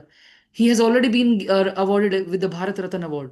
ठीक है, तो आप समझिए कि जब वो इतनी मेहनत करके इतना बड़ा, आज one of the largest exporters में उनका नाम आता है बेबी कॉर्न के लिए, स्वीट कॉर्न के लिए. ठीक है, सो क्या है कि हमें ये समझना जरूरी है कि ये आइडियाज कहीं ना कहीं छोटे छोटे शहरों से, छोटे छोटे गांव से शुरू होकर इतने बड़े आइडियाज बन जाते हैं.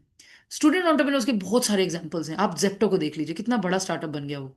ठीक है, they was just school people, like उन्होंने अपने छोटे से लेवल पे शुरू किया था, करते करते अपनी इंजीनियरिंग के दौरान उन्होंने इसका प्रोटोटाइप बनाया, इसको लेके आए, and it has become almost as big as Blinkit. Right, so that means what, आपके पास वो ड्राइव, वो विलिंगनेस, वो एक पागलपन जो है ना, एक वो पैशनेट हो जाना उस चीज को लेके, वो होना बहुत जरूरी है. That combination together is very powerful. ठीक है, so how many you think that only business students या only BTech students can do startup? No, it can be done by anyone. ठीक है, so here is the reality check. अब ideas alone do not become startups. For early stage innovators, what we call starters, support from enabling institutions is critical, बहुत जरूरी होती है. मतलब मैं बोलूंगी कि ऐसा नहीं कि बिना इंक्यूबेटर के कोई स्टार्टअप नहीं कर सकता, पर अगर इंक्यूबेटर की हेल्प हो जाए तो उसका बहुत सारा पैसा और बहुत सारा वक्त बच सकता है, और उसको बहुत सारी ट्रेनिंग बिना वो चोटें खाए या बिना वो कैश बर्न किए या बिना वो धक्के खाए वो चीजें उसको इजीली मिल सकती हैं.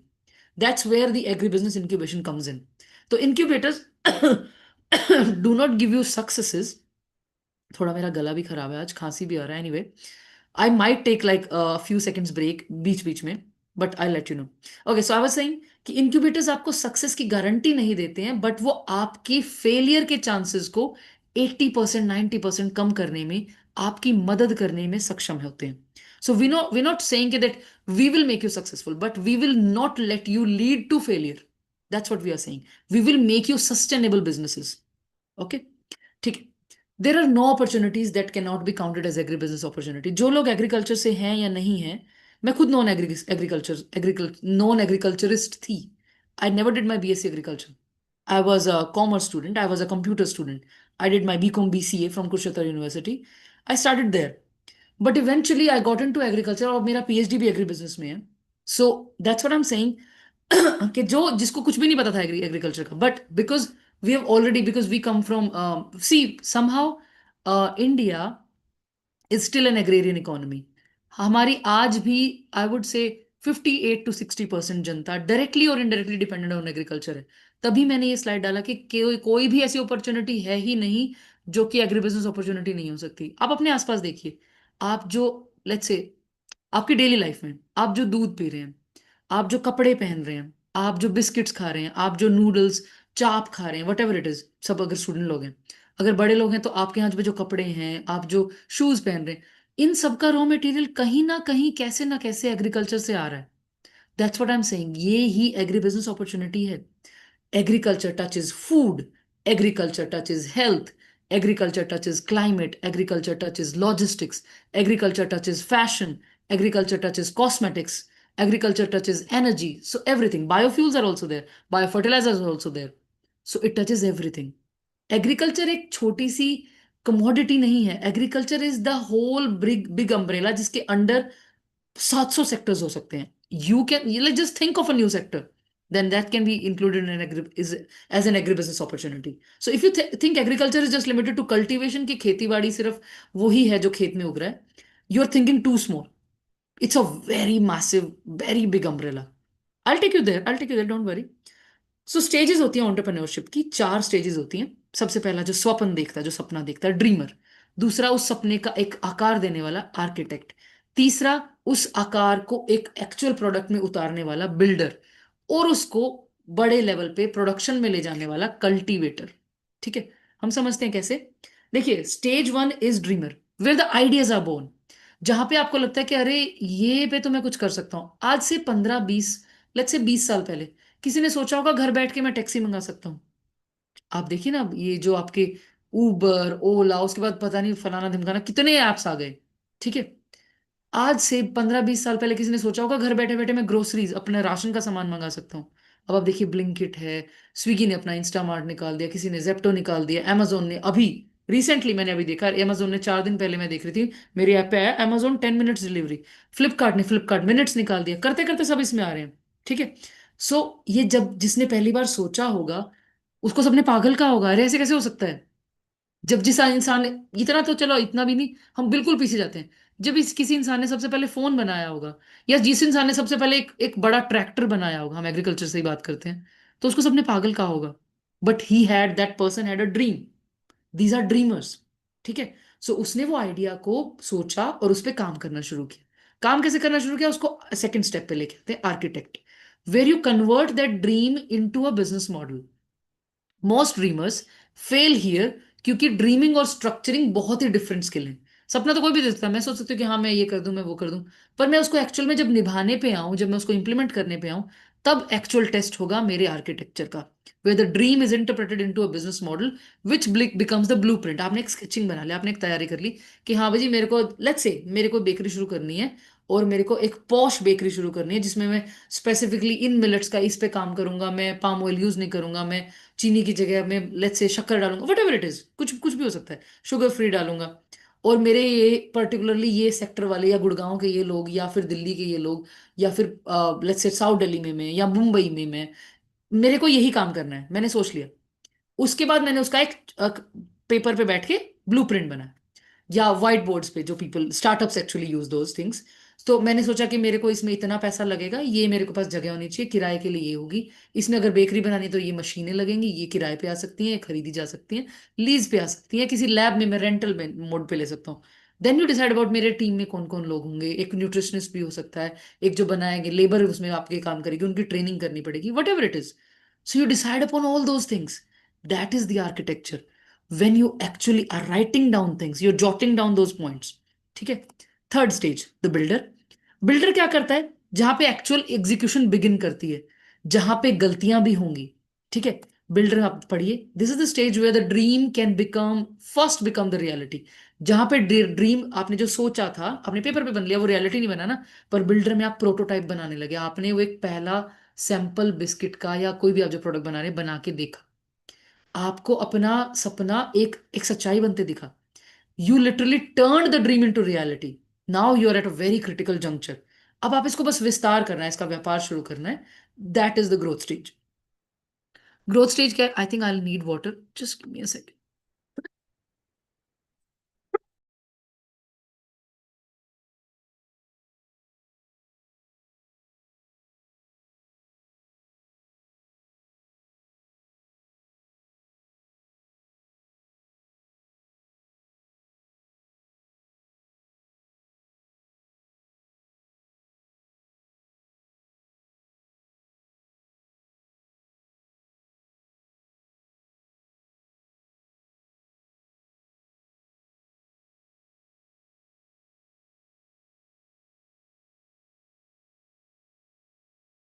I am back. मैंने मेरे पास ये हनी टच रखा है, मैं इसी को ही सिप कर लूंगी थोड़ी थोड़ी देर में. ओके. तो वापस आते हैं, हम बात करेंगे फोर्थ स्टेज की, दैट इज द कल्टीवेटर. एक सेकेंड.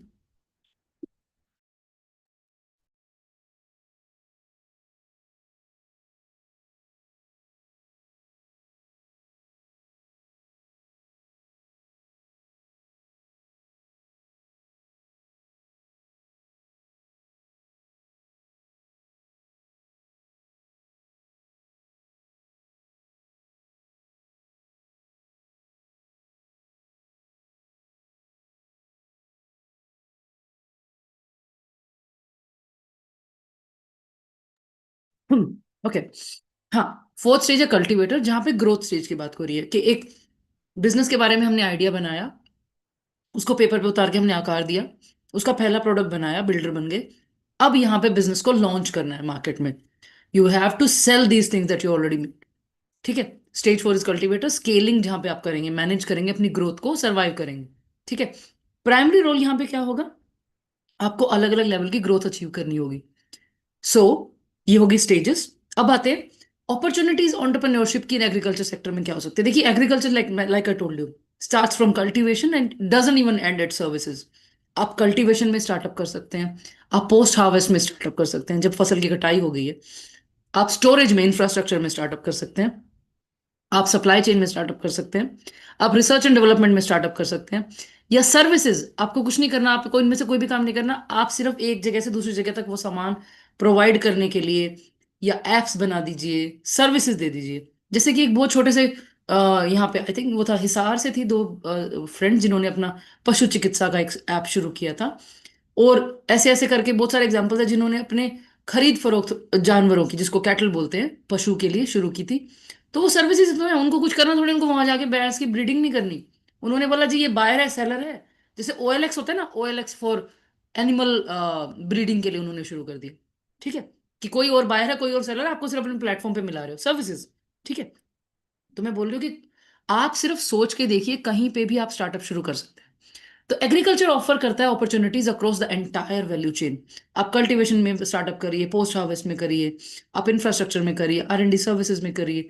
सेक्टर जहां जहां पे रियल प्रॉब्लम आपको दिखती है, जो हमें पता है, फूड सिक्योरिटी सबसे बड़ी प्रॉब्लम है. दूसरी सबसे बड़ी प्रॉब्लम स्मॉल लैंड होल्डिंग है हमारे यहाँ पे, बहुत छोटी छोटी होते हैं ना, बहुत छोटी छोटी जमीन जमीन है. तीसरा, बहुत लो मैकेनाइजेशन है हमारे पास. फार्मिंग में मैकेनाइजेशन उतनी एडवांस आज भी बहुत सारे गाँव में नहीं है. पुअर मार्केट एक्सेस है.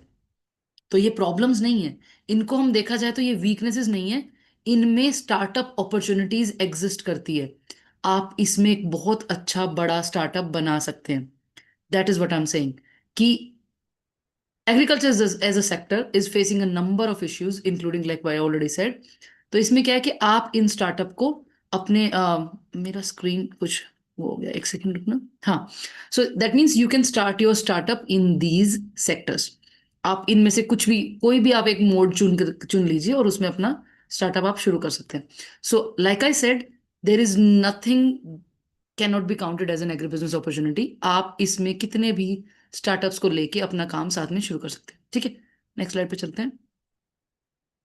Need for agri business incubators, when I say need for agri business incubators, तो बिजनेस इंक्यूबेटर्स प्रोवाइड करते हैं आपको यहाँ पे हमने सबको अच्छे से दिखा रखा है।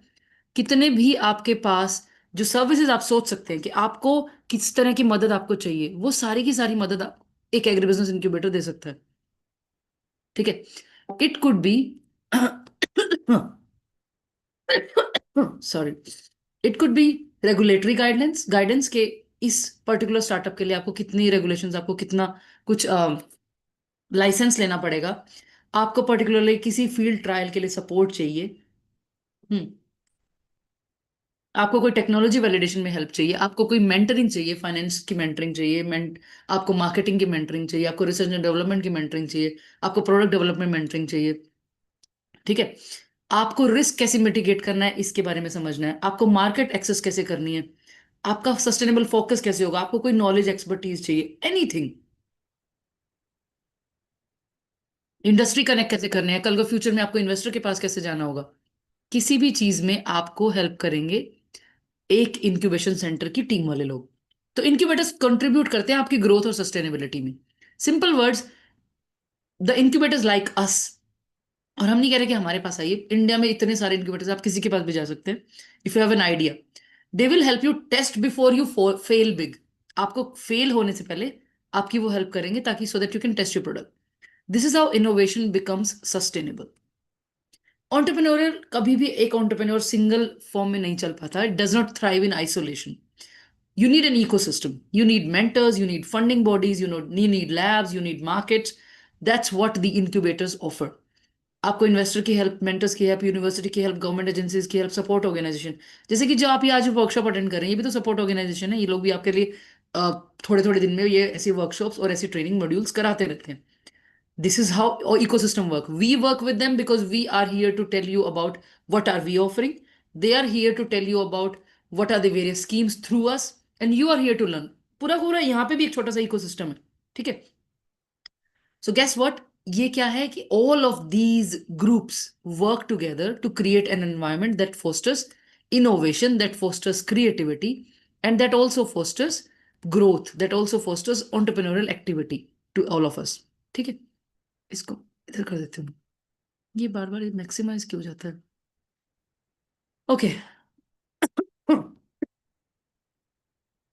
नेक्स्ट स्लाइड आती है कि एंटरप्रेन्योरल इकोसिस्टम में मेजर मेजर जो कंपोनेंट जो हमने पे पढ़े, वो उससे होता क्या क्या। देखिए, ये सारा का सारा इकोसिस्टम डिपेंड करता है 6 चीजों पे। कल्चर एंड माइंडसेट, आप कौन से कल्चर से, कौन से माइंडसेट से आते हैं, दैट कैन बी ट्रेन्ड। मैं ये नहीं कह रही कि वो एक रिजिड रहेगा, उसको चेंज किया जा सकता है। What kind of talent do you have, what kind of capital do you have, आपके पास कितनी पूंजी है, कितना क्या इंफ्रास्ट्रक्चर है आपके पास। हमें वो समझना जरूरी है कि कितनी चीजों को हम रेंट करेंगे, कितनी चीजों को अपनी जमीन को, अपने घर को हम यूज कर सकते हैं। ठीक है, and then there are like support services आपके वहां पे कैसी हैं। जैसे कि अगर हमारे देश की बात करें, वो मैं आपको स्लाइड लेके भी आऊंगी अभी। इंडिया जो है थर्ड लार्जेस्ट स्टार्टअप इकोसिस्टम है पूरी दुनिया में, और ये डेटा पुराना है, ये डेटा 2019 का। आई थिंक अभी तो हम सेकंड पे आने वाले होंगे। We were almost competing with UK. Number 1 is US.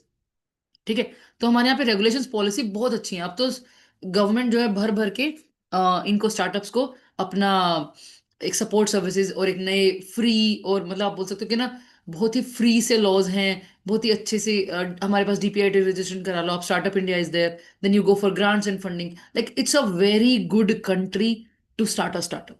Regulations are, policies are very normal. So what we building is structured support. So जब मैं बात करती हूँ हमारे इंक्यूबेटर की, सो प्री रिक्विजिट्स जो होती है एक किसी भी एंटरप्रेन्योरशिप में जाने के लिए, आपको टेक्निकल कॉम्पिटेंसीज चाहिए, सॉफ्ट स्किल्स, एंटरप्रेन्योर माइंडसेट चाहिए, नेटवर्किंग, रिलेशनशिप बिल्डिंग में रिसोर्सेज आपको चाहिए, रेगुलेटरी एंड पॉलिसी नॉलेज चाहिए। So Pusa Krishi is there. So beyond skills, entrepreneurship also demands resilience. आपको वहां पे अडिग रहना पड़ेगा, आपको रुक के रहना पड़ेगा। You have to be a risk taker. You have to do a creative problem solving, not just problem solving, but a creative problem solving. And if you think you lack somewhere, इनमें से किसी भी चीज में आप छोटा सा भी lack करते हैं, that's okay. For those things, or the incubators, including Pusa Krishi, also offer pre-incubation programs, ताकि उस मसल को, उस पर्टिकुलर आपके उस सेक्टर को या उस बॉडी पार्ट को, like I already said, काम करके बिल्ड किया जा सके, and then you can put back into incubation. ठीक है? Start an agribusiness. You do not need to come from a farm to build an agri startup. Let me be very clear to you. And you do not need to come from a business background to start a business in agriculture. What you need is clarity. You need to have clarity. You need to have a planning. You need to have the right team.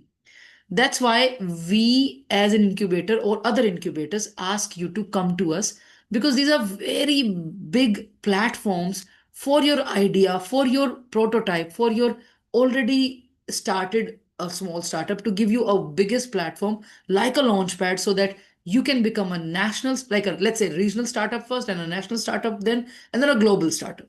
So even if you're not an expert in equipment, products में, grains में, soil, seeds, आपको नहीं पता, you can still consider venturing in. You need to start off armed with the relevant information about this sector. I'll take you there. एक business को start करने के लिए एसेंशियल्स क्या क्या हैं, उस पर्टिकुलर सेक्टर जो मैंने सोच लिया, हम अपना निश डिसाइड करेंगे ना कि हमें किस में काम करना है. जैसे कि मैंने बोला कि बेकरी करना है या ड्रोन्स का स्टार्टअप करना है. So you need to have a market research. First step is clarity. What product and service you want to build and why. क्यों करना है आपको, ये आप समझिए. मार्केट रिसर्च कीजिए. पहले आपके पास जब व्हाट एंड व्हाई आ गया, उस पर्टिकुलर फील्ड का मार्केट रिसर्च कीजिए. Then you create a business plan. You don't need to be an expert business plan के लिए. अब तो मतलब इतना रिसोर्सेज अवेलेबल है इंटरनेट पे. You go to the internet, आप देखिए बिजनेस प्लान क्या होता है, कैसे करते हैं, या इंक्यूबेटर के पास जाइए. ठीक है. Funding, then you need, like हम अभी पेपर पे लिख रहे हैं कि हमें अच्छा ये हो गया, ये हो गया, इसके लिए इतनी इतनी फंडिंग लगेगी. देन यू फंडिंग में डिसाइड, यू विल डिसाइड कि कितना मैं अपना पैसा लगाऊंगा, कितना डेट होगा, मतलब कितना इक्विटी, कितना डेट, कितना मैं उसमें से बूट स्ट्रैप कर सकता हूँ, कितना इक्विटी में मैं बाकी जगह से रेज कर सकता हूँ. ठीक है. Then you understand the legal and regulatory framework of it. That means what कि मुझे अगर लेट्स से फूड का स्टार्टअप है, फूड प्रोसेसिंग का स्टार्टअप है, तो मुझे एफएसएसआई का लाइसेंस लगेगा क्या, मुझे एसएससीपी एचएसीसीपी के सर्टिफिकेशन करने पड़ेंगे, या अलग अलग जो स्टार्टअप्स हैं उनमें मुझे कौन कौन से लाइसेंस लेने पड़ेंगे. Then you register your business. You register as LLP, you private limited, sole proprietorship, वो आपको देखना है. Then you decide about these licenses acquisition, and then you finally arrange and start your business. So market research, business planning, funding, legal compliance, these are not optional. ये सब आपको करना पड़ेगा. ठीक है. Because if you're not an expert in this sector, you have to respect the sector. And for each and individual step, incubators like Pusa Krishis are there. So you can go to us, you can come to us, or you can go to any other incubator. They will help you at every stage. ठीक है. Like I already said, ways agriculture affect your life, from your shampoo to your protein bar to your clothes. Agriculture touches everything. To your cosmetics. If you can reimagine any of these value chains, you're already an innovator. Even if you've never been to a farm, you're a part of agri ecosystem, like I already said. ठीक है. Entrepreneur बनने के लिए, you will have to challenge the status quo. We have to challenge the norms which are already existing. कि ठीक है, रोज उठ के नौकरी करने गए. Entrepreneurship is 24 घंटे 24/7 365 की नौकरी. There is no ready road map. ठीक है. कोई ट्रेल फॉलो करने के लिए नहीं है. You have to become a trailblazer. People will follow you. आपको वो डिफाई करने हैं. You have to be uncomfortable with uncertainty. And this के हिसाब से क्या होगा, entrepreneurship will test you. But उस टेस्ट के बहुत सारे बेनिफिट्स, आपको बिगेस्ट मैसिव बेनिफिट्स भी मिल सकते हैं. आपको बस ये समझना है कि इसमें आने से पहले you have to be mentally prepared for it. So like I already said, emerging startup nation में इंडिया आता है. Why? Because we are one of the fastest growing startup ecosystems globally. This an old data. Total funding till 2019 इतनी $14.5 billion हो चुकी थी, जो कि 25 time ज्यादा थी 2010 से. और अभी तो ये एनुअल ग्रोथ रेट के हिसाब से मैं 12% रेट की बात कर रही हूँ. तो I think we have already touched 20 billion. I have to go through the numbers. हमारे यहाँ पे average age of startup founders 28 years है. इतने सारे इंक्यूबेटर 2016 से रजिस्टर्ड हो चुके हैं. And you fuse go like down, तो US number 1, UK number 2, and you see like 4500 4200, like we are almost at par with UK. So I think we are already at rank 2. I'll have to check. And this is not a hype. This is momentum, ये sustainable है, ठीक है। ये ऐसे नहीं है कि fed है कि अभी बढ़ रहा है फिर गिर जाएगा, ये वहीं रहेगा, क्योंकि स्टार्टअप्स कहीं नहीं जाने वाले, वो लोग काम कर रहे हैं। मैं परसों ही पढ़ रही थी, आर्या.एजी ने 732 करोड़ रेज किए हैं, एग्रीकल्चर स्टार्टअप ने 732 करोड़, 726 है कि 732 करोड़ रेज किए हैं, विच इज सीरीज डी का funding, almost like soonicorn is it's, I would say unicorn agri business बहुत जल्दी देने वाला है, ठीक है। बड़े बड़े स्टार्टअप्स बन गए, DeHaat is there which was incubated with us, जब उसने शुरू किया, आई टेक यू देयर। बहुत सारे फोकस एरियाज होते हैं हमारे पूसा कृषि के अंदर, I just take you to the Kshitij, क्योंकि उसकी बात हम आज मेजर करने आए हैं। तो players in the ecosystem are family, friends, peer, community, funding agencies, NGOs, statutory bodies, government departments and policies. 29 incubation centers under RKVY Raftar are there, जहां पे से 5 नॉलेज पार्टनर में से एक पूसा कृषि जो मैंने आपको बताया था है। तो आप किसी भी स्टेट पे हैं या किसी भी स्टेट से हैं, आप इनके पास जाके अपना स्टार्टअप शुरू कर सकते हैं। 4 P's of innovation. Innovation can be very छोटा, इंक्रीमेंटल। इनोवेशन कुड बी उससे बढ़ते हुए सस्टेनिंग, फिर radical disruptive. I show you how. अब आप इनोवेशन के टाइप की बात कर रहे हैं, प्रोडक्ट में थोड़ा सा इसको स्पीड पे लेके जा रही हूँ बिकॉज मुझे क्षितिज का थोड़ा समझाना है आपको। प्रोडक्ट इनोवेशन हो सकता है कि आपने जो बनाया नई चीज, प्रोसेस इनोवेशन हो सकता है कि उस चीज को बनाने के लिए तरीका क्या है। आपको जरूरी नहीं है कि बिल्कुल ही एंटायरली न्यू प्रोडक्ट मार्केट में लेके आना है। इट कुड बी प्रोडक्ट और service innovation, it could be process innovation, it could B business model innovation, it could B position innovation. जैसे ब्लिंकिट अभी छोटे शहरों में आ रहा है, जैसे मैं अभी पीछे घर गई थी, आई एम फ्रॉम जीन, तो मैंने देखा कि ब्लिंकिट जीन में अवेलेबल है, ब्लिंकिट पिंजौर में अवेलेबल है, छोटे छोटे शहरों में अब आ रहे हैं। तो वहां पोजीशन इनोवेशन ही तो है कि वहां पे पहले नहीं था, ठीक है। सोर्सेज क्या है, एंटरप्रेन्योर माइंडसेट लाने का सोर्स क्या है। आप डायरेक्टली ऑब्जर्व करके कर सकते हैं, इसमें अपने सोर्सेज को बढ़ा सकते हैं। आप रिसर्च या पॉपुलर पब्लिकेशंस को पढ़ सकते हैं, या आप ऐसी ट्रेनिंग, स्पीचेस, सेमिनार्स, वर्कशॉप्स को अटेंड कर सकते हैं। जो एग्जांपल मैं आपको बताती थी ना इंक्रीमेंटल इनोवेशन वाला, ये देखिए फ्रोजन योगर्ट सबसे राइट में देखिए, इंक्रीमेंटल इनोवेशन। फ्रोजन योगर्ट जब इंट्रोड्यूस की गई होगी वो एक इनोवेशन था, बट वो एक इंक्रीमेंटल इनोवेशन था। बबल रैप, ईआरपी, ऐसे करते करते हम पहुंच गए रेडिकल इनोवेशन पे, जो कभी चीजें एग्जिस्ट ही नहीं करी। लेप्रोस्कोपिक की होल सर्जरी, बिना चीर फाड़ किए बॉडी का सर्जरी करना, ठीक है। So these are the continuum of कैसे कैसे छोटे से बड़ी इनोवेशन आप कर सकते हैं। सोर्सेज आ गए, फिर से सोर्सेज मैंने आपको बता दिए कि ये पब्लिकेशंस में, इसमें उसमें आप कर सकते हैं। There are the new sectors that are being the focus area of innovation in agriculture now, जिसमें एग्री इनपुट मार्केट प्लेस एक आता है, जिसमें टेक इंटरवेंशन क्या है, मोबाइल ऐप प्रोवाइड करते हैं ये लोग, एनालिटिक्स है, ई कॉमर्स पे काम करें, हाइपर लोकल अप्रोच है। These are the major startups, आपने इनके नाम भी सुने होंगे। These were incubated by Pusa Krishi. फिर फार्म मैनेजमेंट डेटा एनालिटिक्स, जिसमें सॉफ्टवेयर सर्विस की हम बात करें, जिसमें ड्रोन्स आ गए, आपके आईओटी सेंसर्स आ गए, ब्लॉकचेन टेक्नोलॉजी आ गई, मशीन लर्निंग आ गई, डेटा एनालिटिक्स आ गया, इमेज प्रोसेसिंग आ गया। These startups were incubated by us. फिर फार्मिंग एज अ सर्विस आ गया। फार्मिंग में क्या है कि टेक इंटरवेंशन, जिसमें क्या है हार्डवेयर हो सकता है आपका, फार्मिंग एज अ सर्विस हो सकता है। अब इसमें क्या है, इसमें ये सारे स्टार्टअप्स हैं। ऐसे करते करते वो पशु चिकित्सा वाला भी आएगा, ये रहा लाइव स्टॉक मैनेजमेंट में, अगर हम यहाँ पे देखेंगे ना, ये रहा पशु चिकित्सा, कृषि मानसी, ये वो है जो मैं आपको बताती थी कि अपने कैटल की खरीद फरोख्त के लिए, ठीक है। तो live stock, cattle, poultry, fisheries, तो बहुत सारे इनोवेटिव सेक्टर्स है। एग्रीकल्चर अगर आप देखोगे ना कितना चेंज हो गया है, ये चीजें हम पहले थोड़ी होती थी। पहले हम बात करते थे फोकस एरिया क्या है, फोकस एरिया फार्म मैकेनाइजेशन हो गया, फोकस एरिया फूड प्रोसेसिंग हो गया। These are the new focus areas, very new innovative focus areas, ठीक है। तो फ्यूचर ट्रेंड क्या है एग्री बिजनेस का, कि डिमांड ड्रिवन होगा, सप्लाई लेड नहीं होगा। जो डिमांड है उस चीज में बात होगी। Technology will be the key in both agriculture and food processing. Vertical integration होगा। So think forward, pay per use farm models, digital credit, sensor based irrigation, these are no longer science fiction. ये actual में real startups हैं, जो मैंने अभी आपको example दिखाए जो पीछे स्लाइड्स में, ये एक्चुअल में ये लोग ये काम कर रहे हैं, and they are earning good money, ठीक है। तो global science technology innovative priority area जो है वो एग्रीकल्चर अब आ गया है। वर्ल्ड की पॉपुलेशन 2050 तक 10 बिलियन हो जाएगी, जिनको और ज्यादा खाना चाहिए।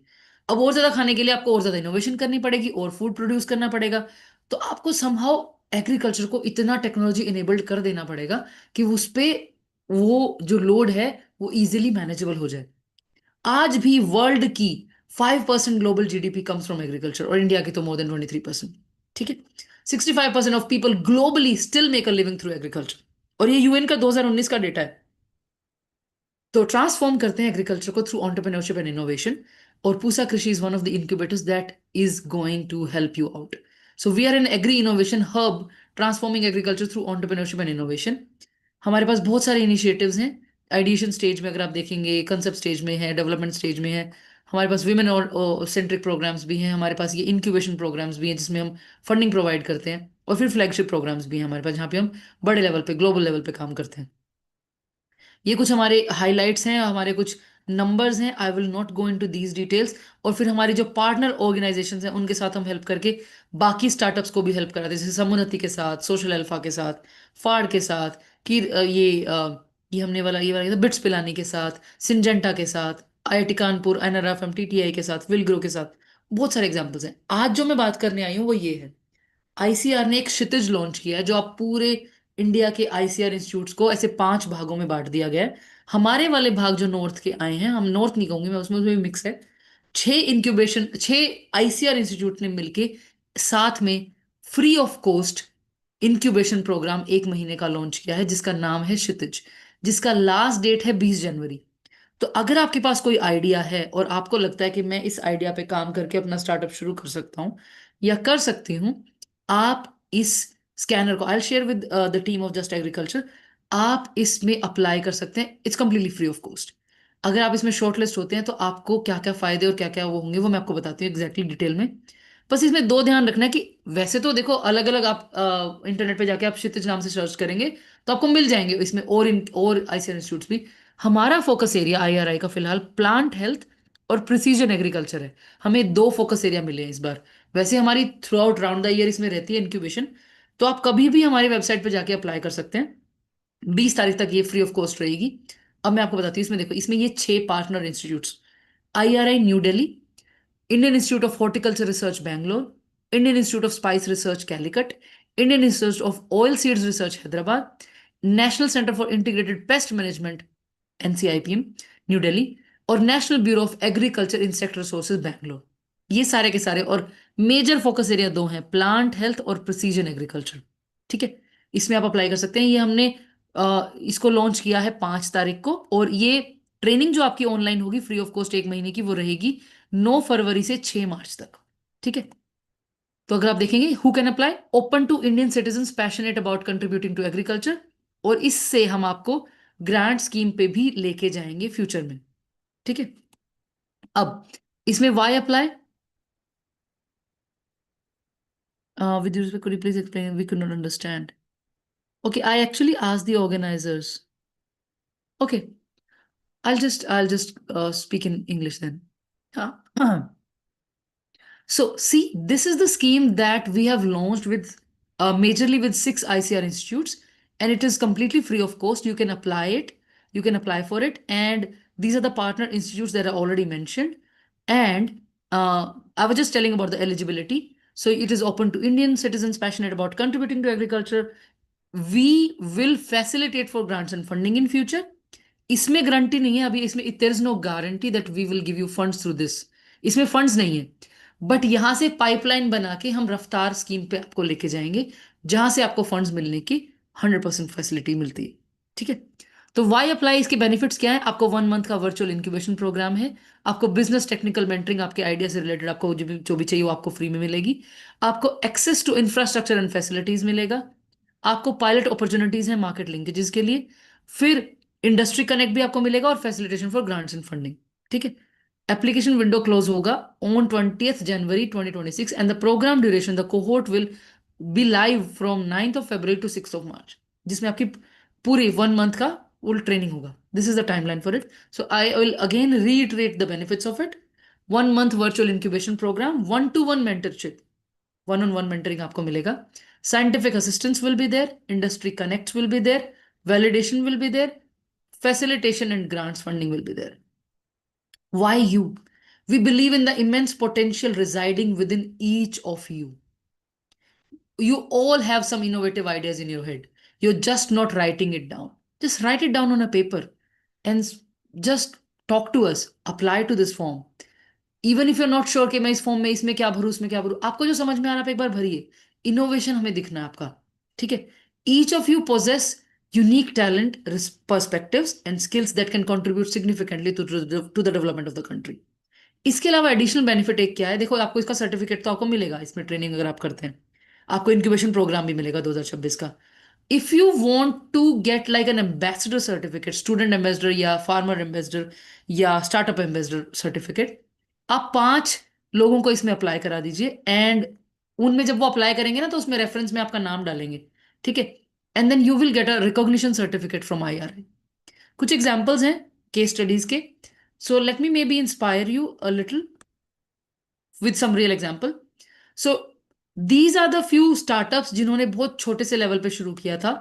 अगर मैं एग्जांपल दूं इसका, मैं इसको एक लाइन में सिंपल सी बात बताऊंगी. अंकित अहलावत हिसार से थे, अभी उन्होंने झज्जर में इस अपना प्लांट लगाया हुआ प्रोडक्शन का. It is the world's first he claims, non refrigeration required, 6 months shelf life, ready to eat chicken protein bar, and then now also vegan protein bars, and now has also introduced 6 months ago protein isolates. ठीक है, इसको हमने सारा सारा सारा काम हमारे incubation centre के थ्रू हुआ, and it became a big startup. He goes with the name HerbChick, HERBCHICK, HerbChick you can say. Second case study, Mridula started from Mohali, right now in US. इतना बड़ा बिजनेस इन्होंने कर लिया है, ठीक है. Plutus Plus, we offer the flowers to the temples. So she used to get those flowers from the temples, train local women SHG groups, extract essential oil from the flowers, and then make like handmade soaps and these various other products. Like 60 plus products are there. So handmade organic skincare, goat milk essentials based products, essential oil based products. She was awarded as one of the best startup by Bihar State Agriculture Minister Mr. Mahendra Pratap ji at that time, under the ATMA scheme as well. And right now she's based in US and she's leading her business globally. Another example, Nitin Lalit, who was Canadian return, he was from Karnal. Openable planters, खुलने वाला गमला इन्होंने बनाया, ठीक है. He's doing very good. Alpha Planters नाम से इनका स्टार्टअप है. This example I really want to quote. Rajendra Singh is a very small farmer from Haryana, village in Hisar, it is Sat Road. He had a winnowing machine के grains की cleaning के लिए. He had some, like ऐसे फराटा fan को लेके उसने थोड़ा जुगाड़ करके बना दिया था. Now it's a full-fledged winnowing machine there where he's working with these agriculture engineering, and he's got a patent for this. And now he's not only producing it, also selling it, and also renting it out. It's a big startup now. Okay. So entrepreneurship का incentives क्या है हम समझते हैं. See, entrepreneurship offers you freedom, but not just comfort. You earn independence, you earn a purpose, you earn a growth, but only if you're ready for uncertainty. Because see, uncertainty will be a part of your life. The more risk you take, the more profits you can make. But you have to do it wisely because it can lead you to losses as well. So that's why incubation centers are there to make you help bear the cost of losses so that you do not fail. We will make sure that you do not fail if you are selected with us. So what do? We choose the niche. What are you good at? We strive to become the best at that particular sector. You can do it how? Be a continual learner, study the history of your industry, stay on the cutting edge, network with the people in your industry events attend कीजिए, and then demonstrate your expertise. What have you learned so far? उसके बारे में बात कीजिए. So the way to start a startup idea is not to try think of the startup idea. अगर सभी लोग vermi compost पे काम करेंगे, अगर सभी लोग लेट्स से पोल्ट्री का बिजनेस करें तो मुझे भी पोल्ट्री करना है, सब लोग फूड प्रोसेसिंग करेंगे मुझे भी food processing. No, you have to work on what you think of a startup. You have to work on what is the problem around me, what solution can I give. That should be your startup idea instead of following someone's path. So what about when you need to come up with an idea? जब मैंने एक problem solve किया, ठीक है. So a good startup idea, if somebody asks, because people keep asking me, what is a good startup idea? I always say it is rooted in a real human need. You can see it how it become impressive business. अगर वो even if it doesn't make sense to anyone else, it has to make sense to you. Somebody who started Uber, somebody who started Blinkit, somebody who made a laptop for the first time, good. Somebody who made a mobile phone for the first time, somebody who made a tractor for the first time. It made sense to them. It did not make sense to anyone else. People might have been laughing at them, but now they have become real business ideas. So that means what? It should make sense to you. You should be passionate about it. You have some sort of advantage in solving it. Read more. Read more, know more, go to more programs, workshops, learn more about your sector. Go to the library, read books about it. People must have written everything about what you want to read. So it's a mission. It's not a North Star. It's not a set of features. You have to take it like a mission. First, know yourself, know thyself, like they say. Is it a personal problem that you want to solve? Is it a particular customer that you want to help? Is it a particular industry you want to go to? Is it a particular business model that is alluring you, that is like very, very attractive to you? Is it a particular funding or an exit profile that will make you like, oh, I want to do a startup? Or is it a lifestyle or go big, go home business? You have to make those decisions. And business incubators, like I already said, they are designed to hatch those ideas. They are here to provide some number of resources that a new venture would require. There are some other examples. I will not go into these details. So how to register for the Kshitij program is scan this QR code or go to the website. I'll also write it in the chat box. Wait, let me just finish this. Okay, this is I think I'll end my presentation here. So thank you so much for being patient listeners. And I would end my slide with this quote where I always say, keep moving, the mountains will move too. So remember, when you move forward, the world shifts with you. Entrepreneurship is not just about a business, it's about belief, it's about believing yourself. And I invite all of you to take the first step. Visit our website, meet us, maybe after this talk, come to our office. We are based in Pusa campus. If you know, IRI is one of the biggest campus. And let's launch your startup journey with us. Thank you so much for being the patient listeners. Thank you. And the house is open for questions, I guess.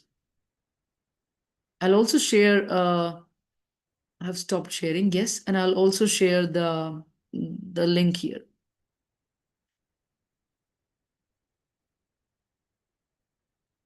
Okay, chat. Yeah. So this is our website, pusakrishi.in. And let me just see if I can share the link. I think ये barcode तो share नहीं हो पाएगा. I think link share करना पड़ेगा. Let me see. एक second. My laptop is somehow not responding. Anyway, so you can go ahead and ask your questions. If Sakshi is there, Sakshi, I'm done with the session. Okay, ma'am. Thank you for this wonderful presentation, ma'am. And I would like to ask the audience if they have any questions, they can drop it in the chat box. Yeah.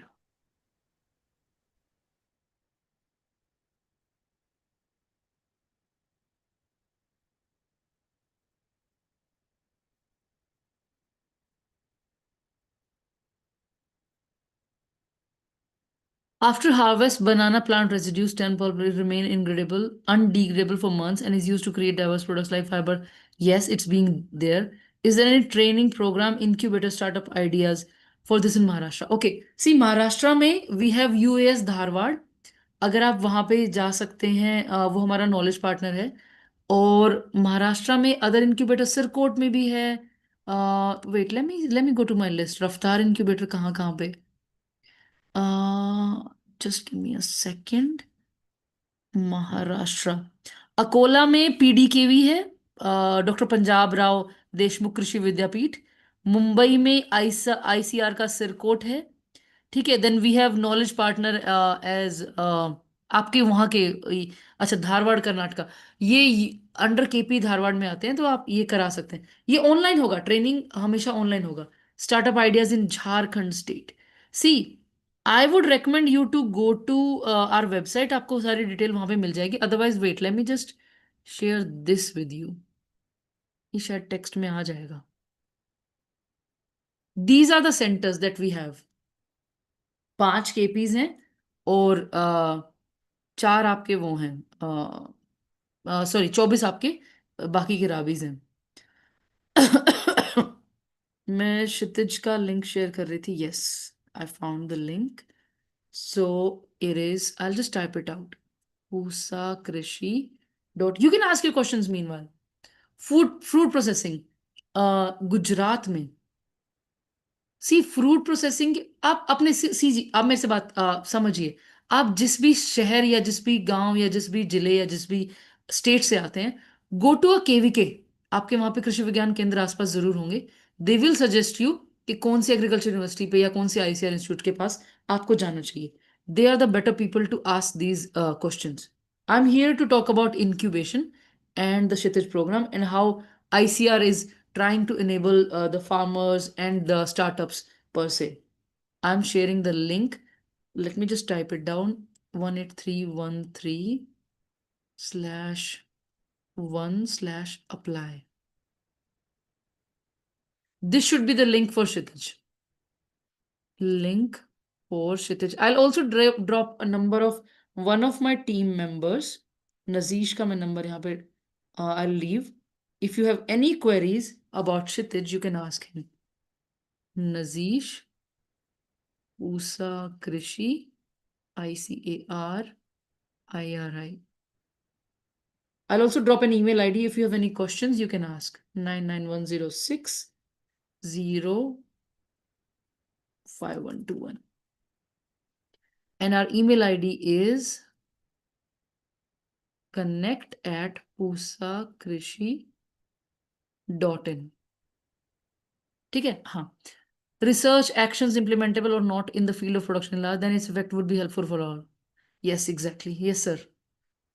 Chakrabarti sir, yes, you're right. Let me go up. Maybe there are questions.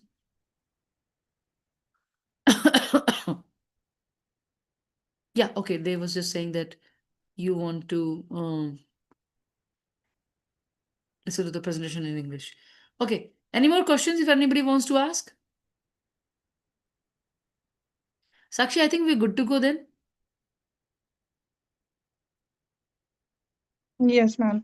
I think all the questions have been addressed from our participant side. So let's move on to the further segment. Thank you, Mani ma'am, for this wonderful and comprehensive, insightful, and inspiring lecture on the topic exploring agri-entrepreneurship and agri-tech startup. Your in-depth exposition on agribusiness innovation, startup evaluation, technology commercialization, and the evolving agri-tech ecosystem enriched by our vast professional experience provided invaluable learning to all the participants. On the behalf of our training organizing team and all the participants of the International Winter School Training Program, we extend our heartfelt gratitude and thanks and sincere appreciation for your outstanding contribution and continued support. Thank you, ma'am. Thank you. Thank you so much, Sakshi. And thank you to the entire group. And thank you, Just Agriculture. All right. It was nice being with you. All right. Thank you.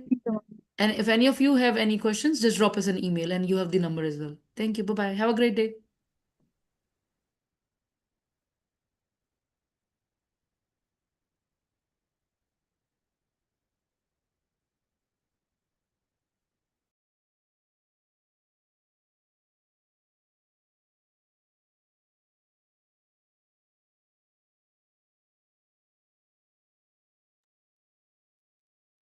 So moving on to our next guest. So now it gives me an immense pleasure to introduce Dr. Mr. Praveen Gade, a dynamic agri-tech entrepreneur and technology leader who is currently serving as a co-founder and chief technology officer of DG Grain Solution Private Limited. His organization is at the forefront of leveraging cutting-edge digital technologies to transform grain management systems, post-harvest handling, quality assurance mechanism, and overall agri-supply chain management, thereby addressing some of the most critical challenges in the agriculture sector.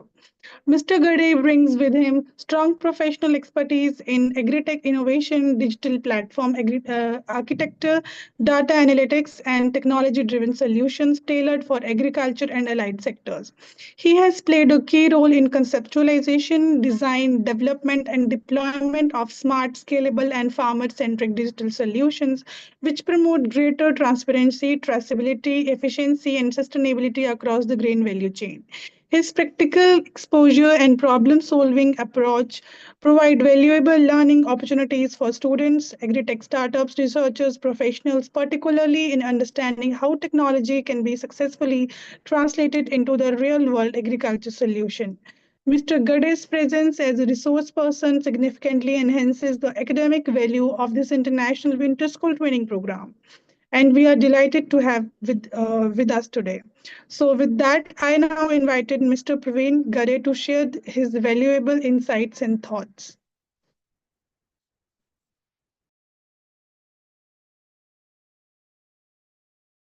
Yeah, thank you so much. Good evening, everyone. Thanks for having me at this AgroVision event. So my name is Praveen Gade, and I am a techie for the last 20 plus years. So before that, I served in the Indian Air Force for about 10 years. So in the last 20 years, I worked primarily in companies like IBM, Capgemini. I was also in the US for about 12 years in companies like Daimler Trucks North America. And for the last 5 years, I'm in the agri-tech space. So here I worked as a senior vice president and head of farmer network systems at Samunati for about 3 years. Then briefly at Nagarjuna Fertis. And then last 3 years, I've been the co-founder, CTO of a company called DigiGrain Solutions Private Limited. It's a agri-tech startup in the post-harvest value chains. Again, wishing you all a very happy new year. And just to start the session, let me share my screen.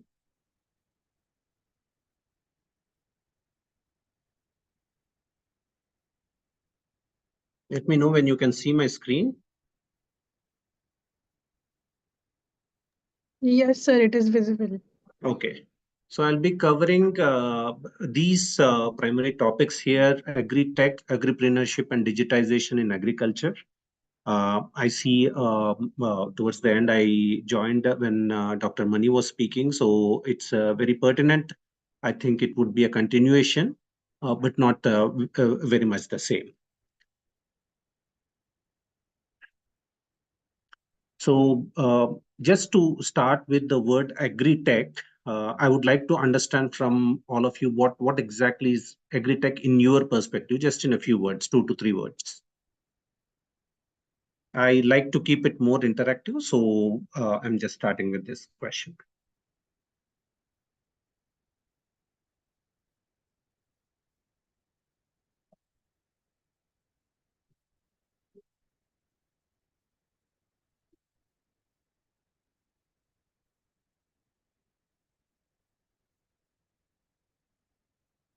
Okay, technology used in agriculture, agriculture, new technologies.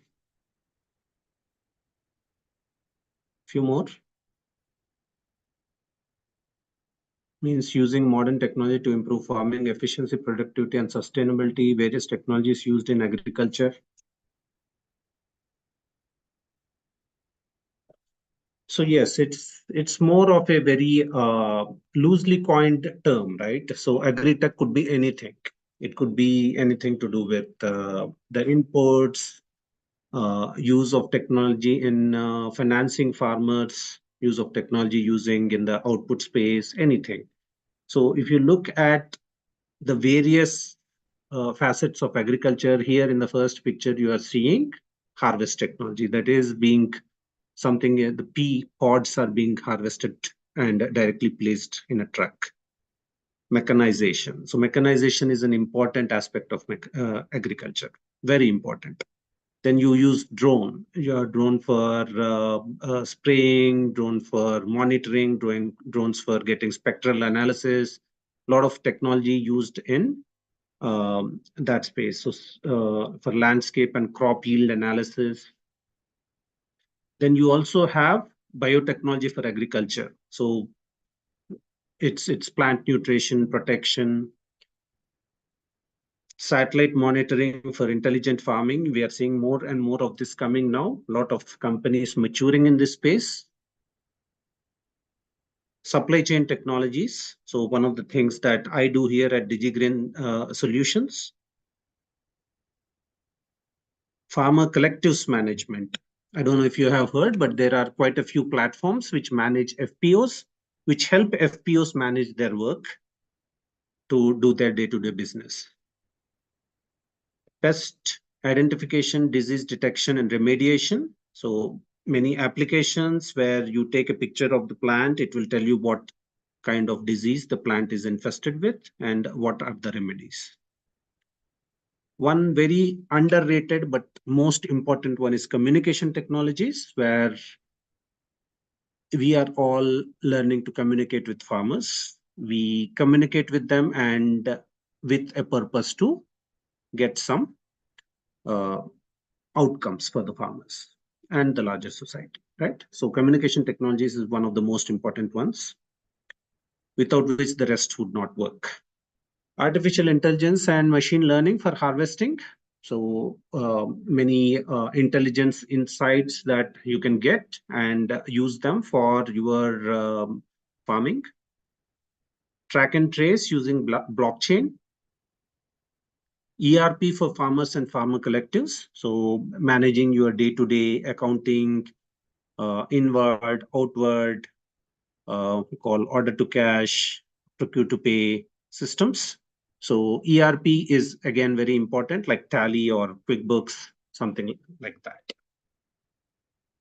And then last but not the least, the e-commerce and the fintech. So e-commerce is where you are able to sell your produce, and fintech is where you are able to get your loans. So broadly, if you look at agri-tech, this is a very high-level classification that I have created. One is farming and harvesting technology.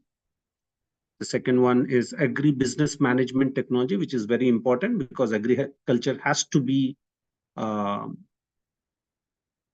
like a business. It cannot be just a duty as professed in movies. Supply chain technology. So it has to have supply chains. The supply chains have to be vibrant. That is when the produce is not wasted and there is maximum profitability. Social and communication technology. If you look at, can someone tell which is the largest agriculture platform that India uses today in terms of technology? It could be any one of the 12 line items that I mentioned, but which is the largest?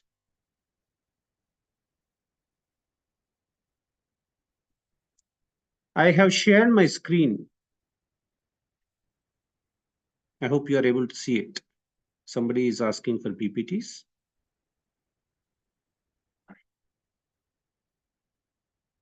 Yeah, someone want to take a stab at it? Which is the largest platform that farmers use today?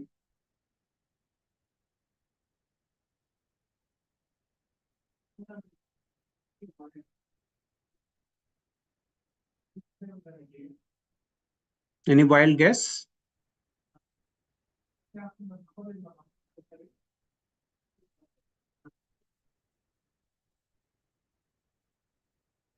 Okay, that's fine.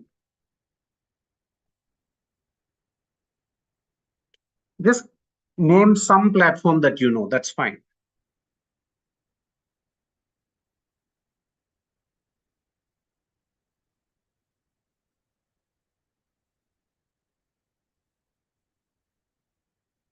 Am I not able to see the answers or nobody is answering?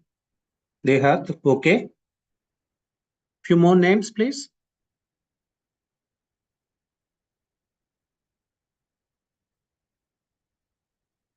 Big Heart, okay.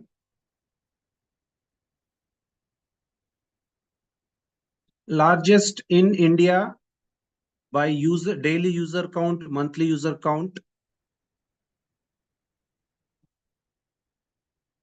and creating real impact for farmers. Enam. I will again show the 4 categories here so that you can make wild guesses. Think out of the box.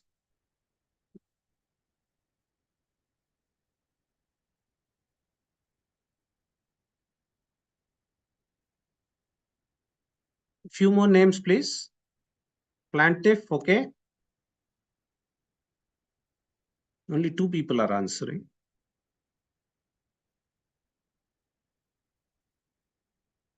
One more time. Anybody else? There are 160 people.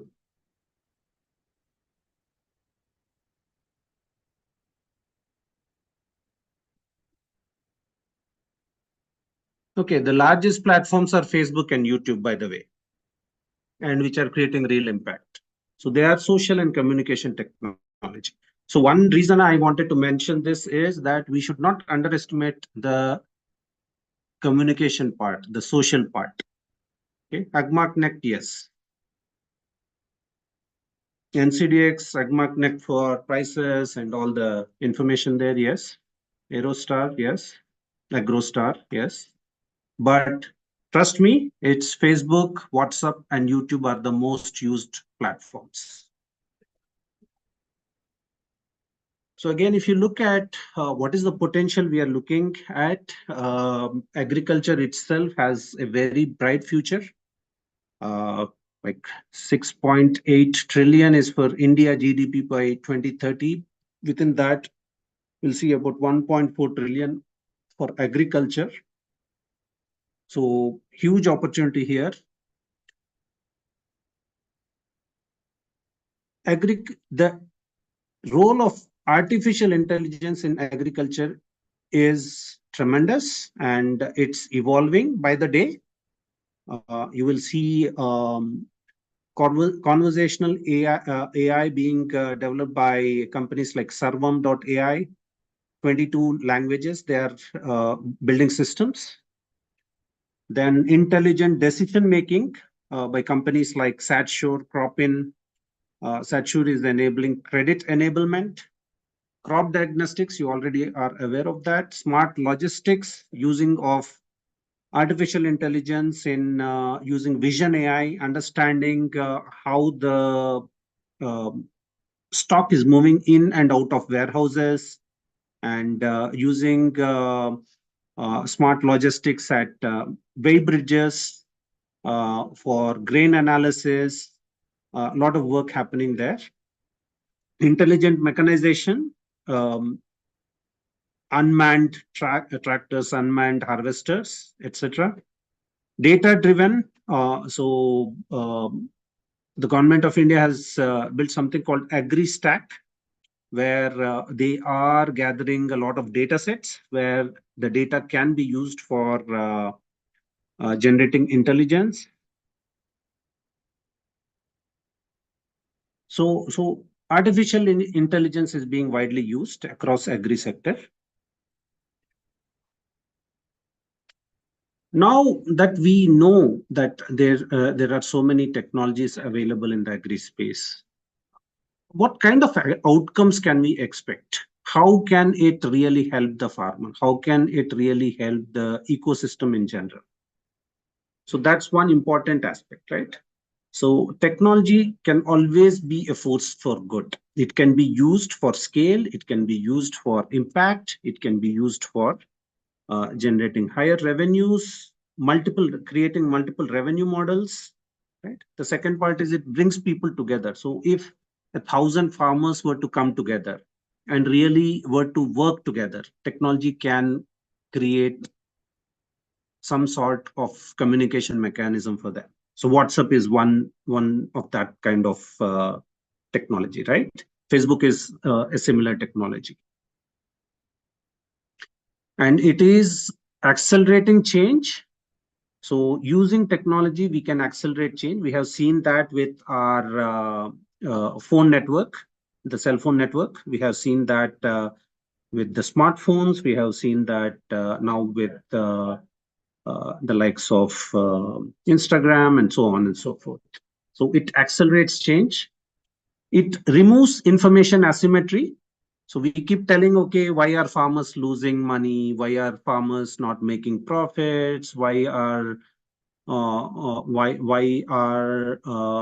they not using the latest methods for farming? Because they do not know, because they are not able to reach information. But when we have technology, the information asymmetry is removed. They will know the prices faster. They will know which produce has higher demand in the market. They know which varieties have higher demand in the market. They will know newer techniques of agriculture like aquaculture, aquaponics, hydroponics, etc. And it helps solving at scale. We are a country of 150 plus million people, out of which we have several 100 million farmers, right? So unless tens of millions of farmers, sorry. So unless we are able to use technology, the scale cannot be achieved. It creates trust. It creates authenticity. We know who is speaking. There is always a digital trail of what is happening, when it is happening, by whom it is happening. So it creates authenticity and trust. Nobody can cheat them. So it creates some kind of trust. It helps sell much faster because of the reach of these digital marketplaces. And because of the quick commerce, because of the e-commerce, the food cycle has become much faster, which is a good news for farmers, right? So unless there is much faster processing, unless there is much faster of consumption of that food, the produce that the farmer is creating cannot create some kind of outcomes for them. And most importantly, it also helps productivity hit the roof. For example, drones are helping with the spraying. The new biotechnology is helping biostimulants, improving the productivity, so on and so forth, right? Using technology, we can create so many outcomes here. The next slide is on agripreneurship and its impact. So one of the key things I ask my cohorts whenever I do these talks is, what if I ask you to give one goal for India till 2030? Only one single goal. What would that be?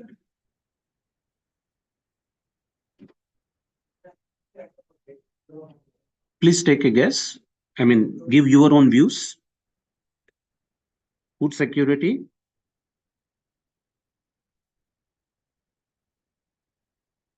One single goal for a country like India till 2030. Self-reliant, double farmer income, better food for all. Maybe a couple more, please. One, pan-India, not very sector-specific, one single goal for the country. Increase productivity, livelihood assurance. Okay, so one that encompasses all sectors is jobs, right? And how are jobs created? By a thriving economy.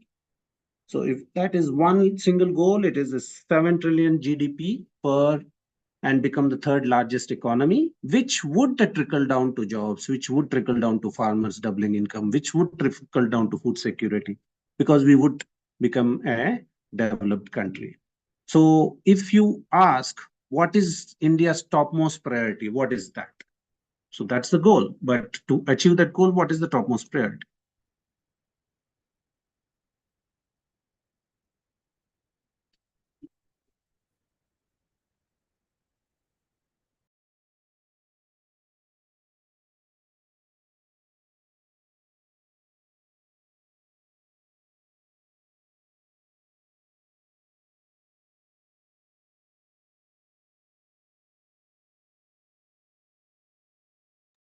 Okay, quality exports to, okay, good exports would definitely contribute to a 7 trillion GDP.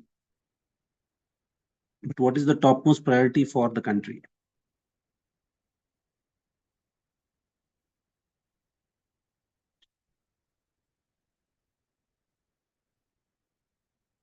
So for a country like India, which has a lot of educated young population, what would that be? Better trade, agriculture. In a way, yes. Promote small scale business, yes. Precision agriculture, okay. Food security, yes. So for a country like India, which has young population, educated population, jobs creation is the most important, right? So which sector can create maximum jobs? I think this is a straightforward one, right? Encourage startups, correct. So entrepreneurship. Mm-hmm.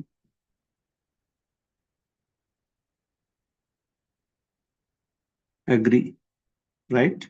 So agri sector is the top contender here for creating jobs. So if you look today going to campus recruitment, you will realize agri MBAs, agri graduates are getting 100% placements, which is a very good news. If there is one sector that can create hope, that is agriculture. So we all should acknowledge that, understand that. And what do you think will make it happen? Use of modern technology, innovation, and new age business methods in agriculture will accelerate India's growth. So, 53% of the jobs are created by agriculture in India. So, one reason why we should pick agripreneurship is that we have a very big reason enough. So I encourage, most times I encourage students to pick agripreneurship. So now the next topic is on digitization in Indian agriculture. So I have seen a lot of names provided by Dr. Mani, and also I have mentioned quite a few technologies at the beginning of this session. But I'll take you through at least two use cases or case studies where digitization has helped.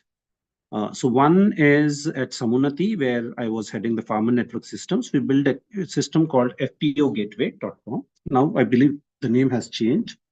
It's called FPO Next now.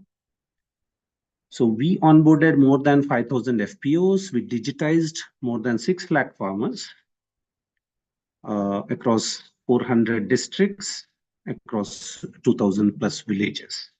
So how we did that is a very interesting subject. So I joined Samunati to return to India in 2020. So after my INSEAD MBA, I joined Samunati. So the very nature of the interview was about mostly creating an agri database, creating profiles of farmers, understanding their activity, what kind of farming they are doing, understanding the actor activity and what is being acted upon, which is the land, right?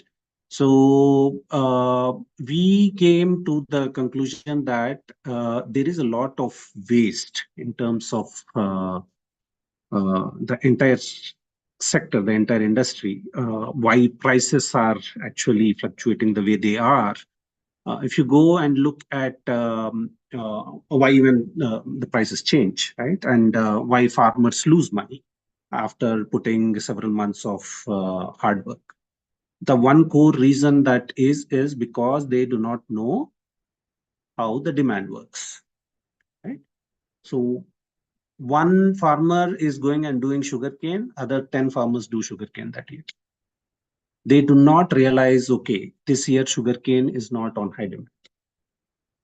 So on and so forth. There could be certain reasons. So unless you have data-driven decision making, farming cannot be a viable business. And again, these are all small holding farmers, which are like less than 1 hectare, right?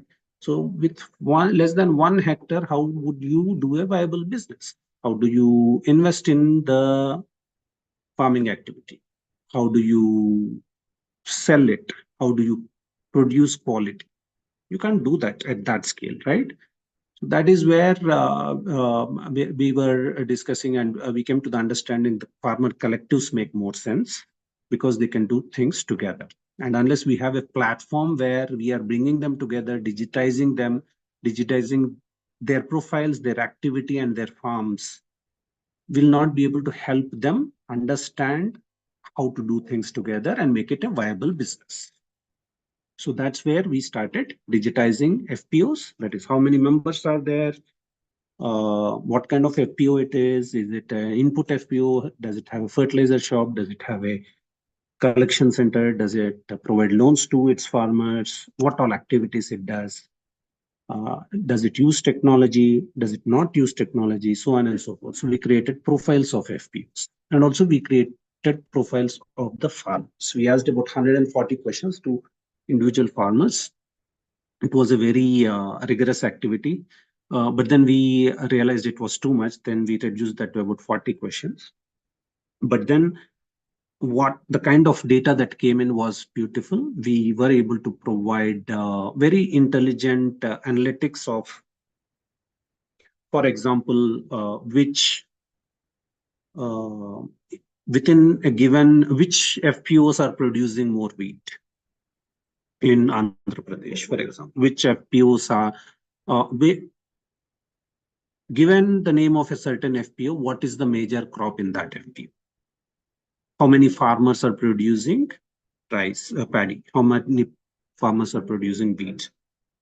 And based on the data, we were able to run some robocalling. We were able to do some automated calling to the farmers by the FPO CEO, asking them, okay, do you, like, we have urea. How many farmers want to urea? We are started collecting paddy for the season. How many of the farmers want to sell their paddy to the FPO? So on and so forth. Based on that, they were able to plan their marketing. So that digitization of FPOs was very useful. So know your member surveys, comprehensive ERP system for FPOs. We are able to digitize their transactions, a lending platform for FPOs, a lending platform for farmers, unique member engagement using robocalls and bulk SMS, grading and engagement scores for FPOs, village-wise crop reports. So these are all the digitization activities we conducted at some moment. This was back in 2021-22.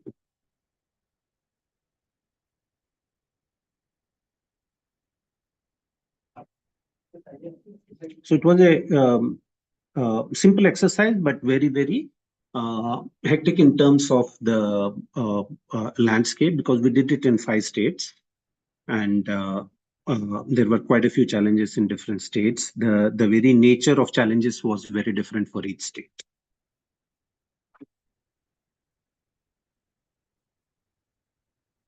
The second case study is on supply chain digitization. This is in my current company called DigiGrain Solutions Private Limited. So in DigiGrain, we work with agri and food MSMEs. It could be a food processor. It could be those village level aggregators. It could be the town level aggregators. It could be the mandi level wholesale agents, traders, so on and so forth. So across the value chains, we work across at least, today we work across at least 12 value chains, something like maize, cotton, broken rice, raw cashew nut, soya, pulses, mirchi. Like that, we have some set of value chains. So what we do is we work with these MSMEs. Primarily, it starts from the processor. We get into a contract with them for the complete year's supply of raw material. And then we work with the suppliers to procure that produce, and then we have partnership with all the warehouse service providers in India, and that produce that is procured is placed in a mutually agreed warehouse between the MSME buyer and us, and then we release the produce every month. So this exercise helps them save costs in terms of fluctuating prices, because we provide them this produce, this raw material at the purchase price, and we take service fee from them. And this entire journey of the produce, right from the suppliers, it could be a village level aggregator, it could be a town level aggregator, to the warehouse and to the food processor. This entire thing is digitized. Movement of documents, movement of money, and movement of the goods. All three activities, the payments, the documents like purchase order, value chain agreement, so on and so forth, those documents, money flow and goods flow, all of this is managed digitally using a platform called DigiCrane 360. That's a mobile application that we have developed. So this is again a very interesting tool because it reduces the time for getting the transaction financed. It reduces the time for completing the procurement. It reduces the time, eases out things with the release process. And the entire value chain is properly managed using digital technologies. So these are the two case studies that I wanted to talk about today.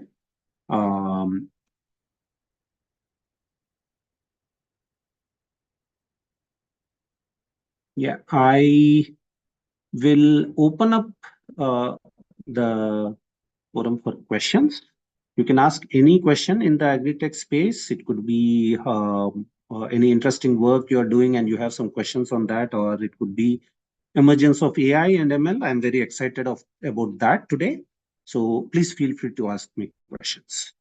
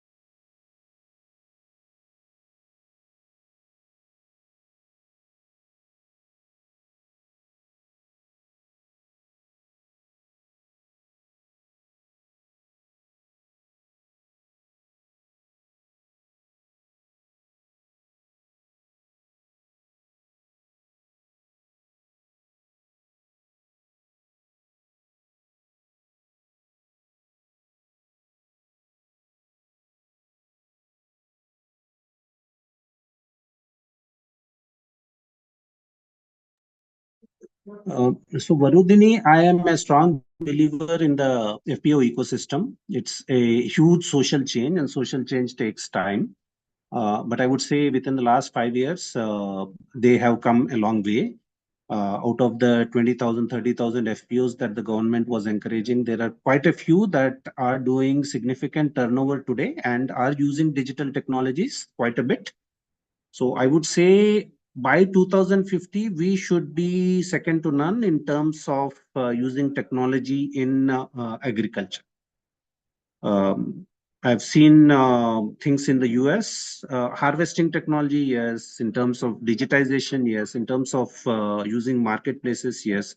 So I would say we will be in a very good position by 2050.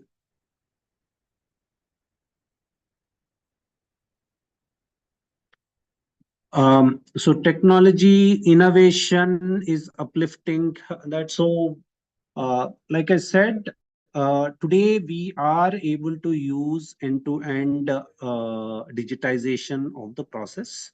So, for example, in a normal scenario, when you call, when you are a supplier and you are supplying some goods to a, 1 second.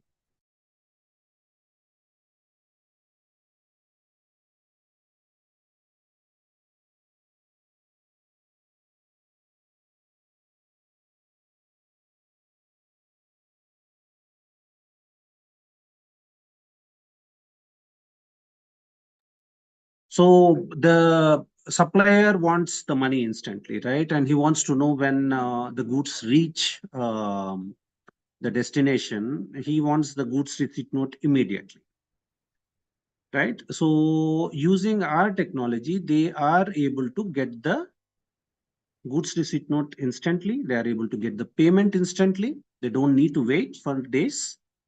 Likewise, when a processor wants to buy in bulk, like 10,000 metric tons of maize or 20,000 metric tons of maize, they have to make a lot of calls. They want to reach out to multiple vendors. They want to get prices. They want to make decisions, right? All of that is automated.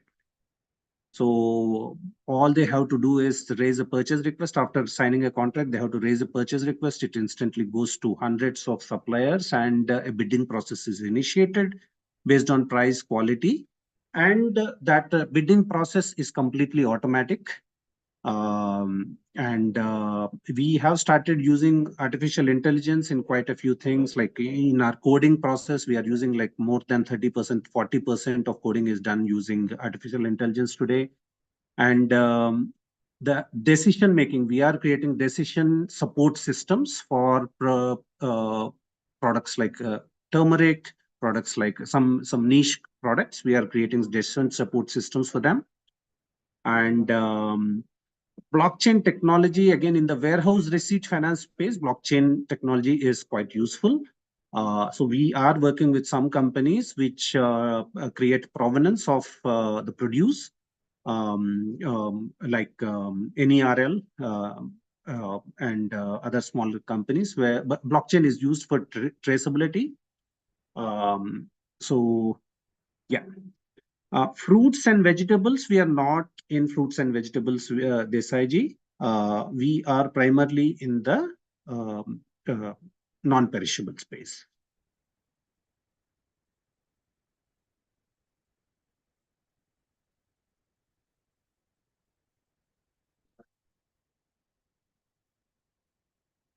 Again, I see agri-tech akin to deep tech.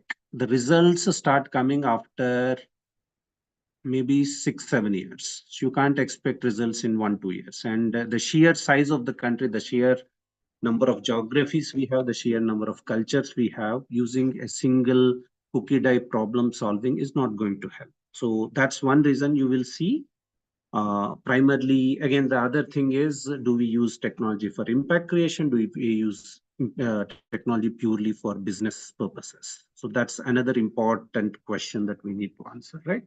So when there is a proper business case, you are investing in technology and you are benefiting out of it, that is when it succeeds. Otherwise, it takes a lot of time.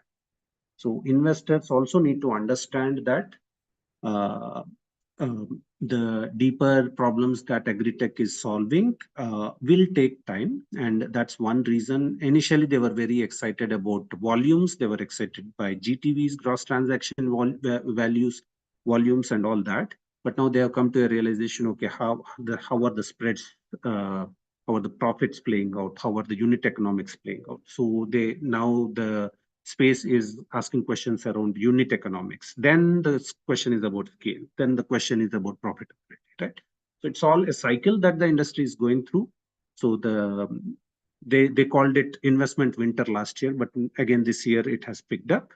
So it's all going to take its own sweet time to get the results. Now the likes of Reliance, the likes of the big players, that is where technology helps smaller companies beat industries. Technology is a disruptor. So using agri-tech, a lot of companies are already creating disruption.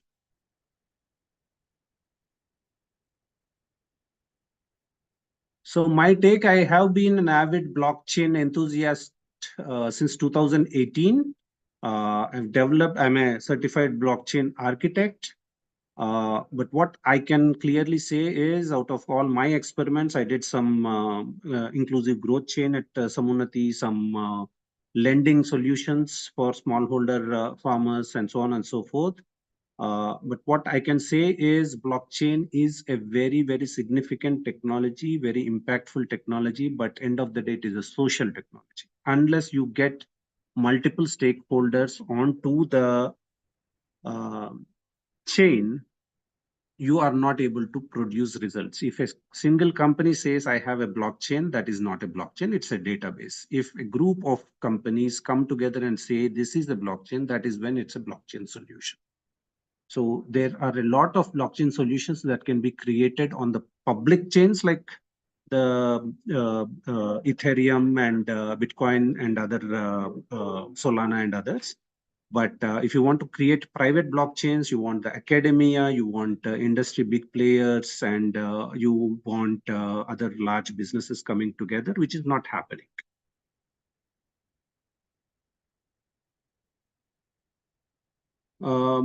So yeah, my email ID is praveen@digigrain.in. So I'll paste here.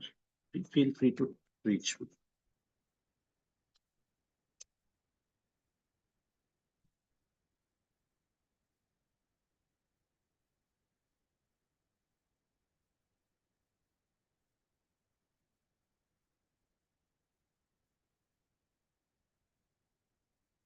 Yeah, any other questions?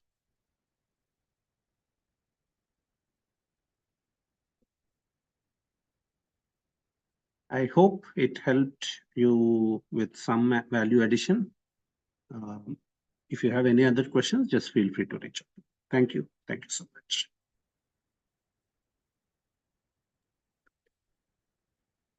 Okay, sir. I believe all the questions from the participants have been addressed, so we shall move forward. Thank you, sir. Thank you so much for being with us today and delivering such an insightful and engaging lecture on this esteemed platform. Your practical insights into agri-tech, agripreneurship, and digitization of agriculture, along with the innovative digital solutions, have greatly enriched our participants. The real experience and examples you shared clearly demonstrated the transformative role of technology and entrepreneurship in modern agriculture, offering meaningful learning and inspiration to all the participants. We sincerely appreciate your willingness to share your valuable time, expertise, and perspectives with us. Your guidance and interaction have added significant value to this program and will undoubtedly support the participant in their academic growth and future. On behalf of the organizing team and all the participants of the International Winter School Training Program, we extend a thanks and sincere appreciation. So, thank you. Thank you for having me. Have a wonderful day. Okay. Thank you everyone for being such a wonderful audience. With this, we come to the conclusion of day 9 of 21-day International Winter School Training Program. We sincerely thank each one of you for your active participation, thoughtful interaction, and enthusiastic presence throughout today's session. Your energy, curiosity, and to learn how have truly enriched today's program, making the sessions not only engaging but also highly impactful. Each question, discussion, and shared perspective has added tremendous value, fostering a vibrant learning environment. We extend our heartfelt gratitude to our esteemed speakers for sharing their valuable knowledge, experience, and insights, to all the participants for contributing so meaningfully to the success of yet another productive and enlightening day. As we move forward, let us continue with the same spirit of enthusiasm, positivity, and dedication. May the knowledge gained and connections made today inspire innovative thinking and collaborative action in your respective fields. We eagerly look forward to your continued participation in the upcoming sessions as per program schedule for more learning, interaction, and meaningful exchange of ideas in the days ahead. Thank you once again for being such a wonderful, engaged, and inspiring audience. Have a pleasant evening, stay motivated, and we'll see you soon. Till then, have a great evening.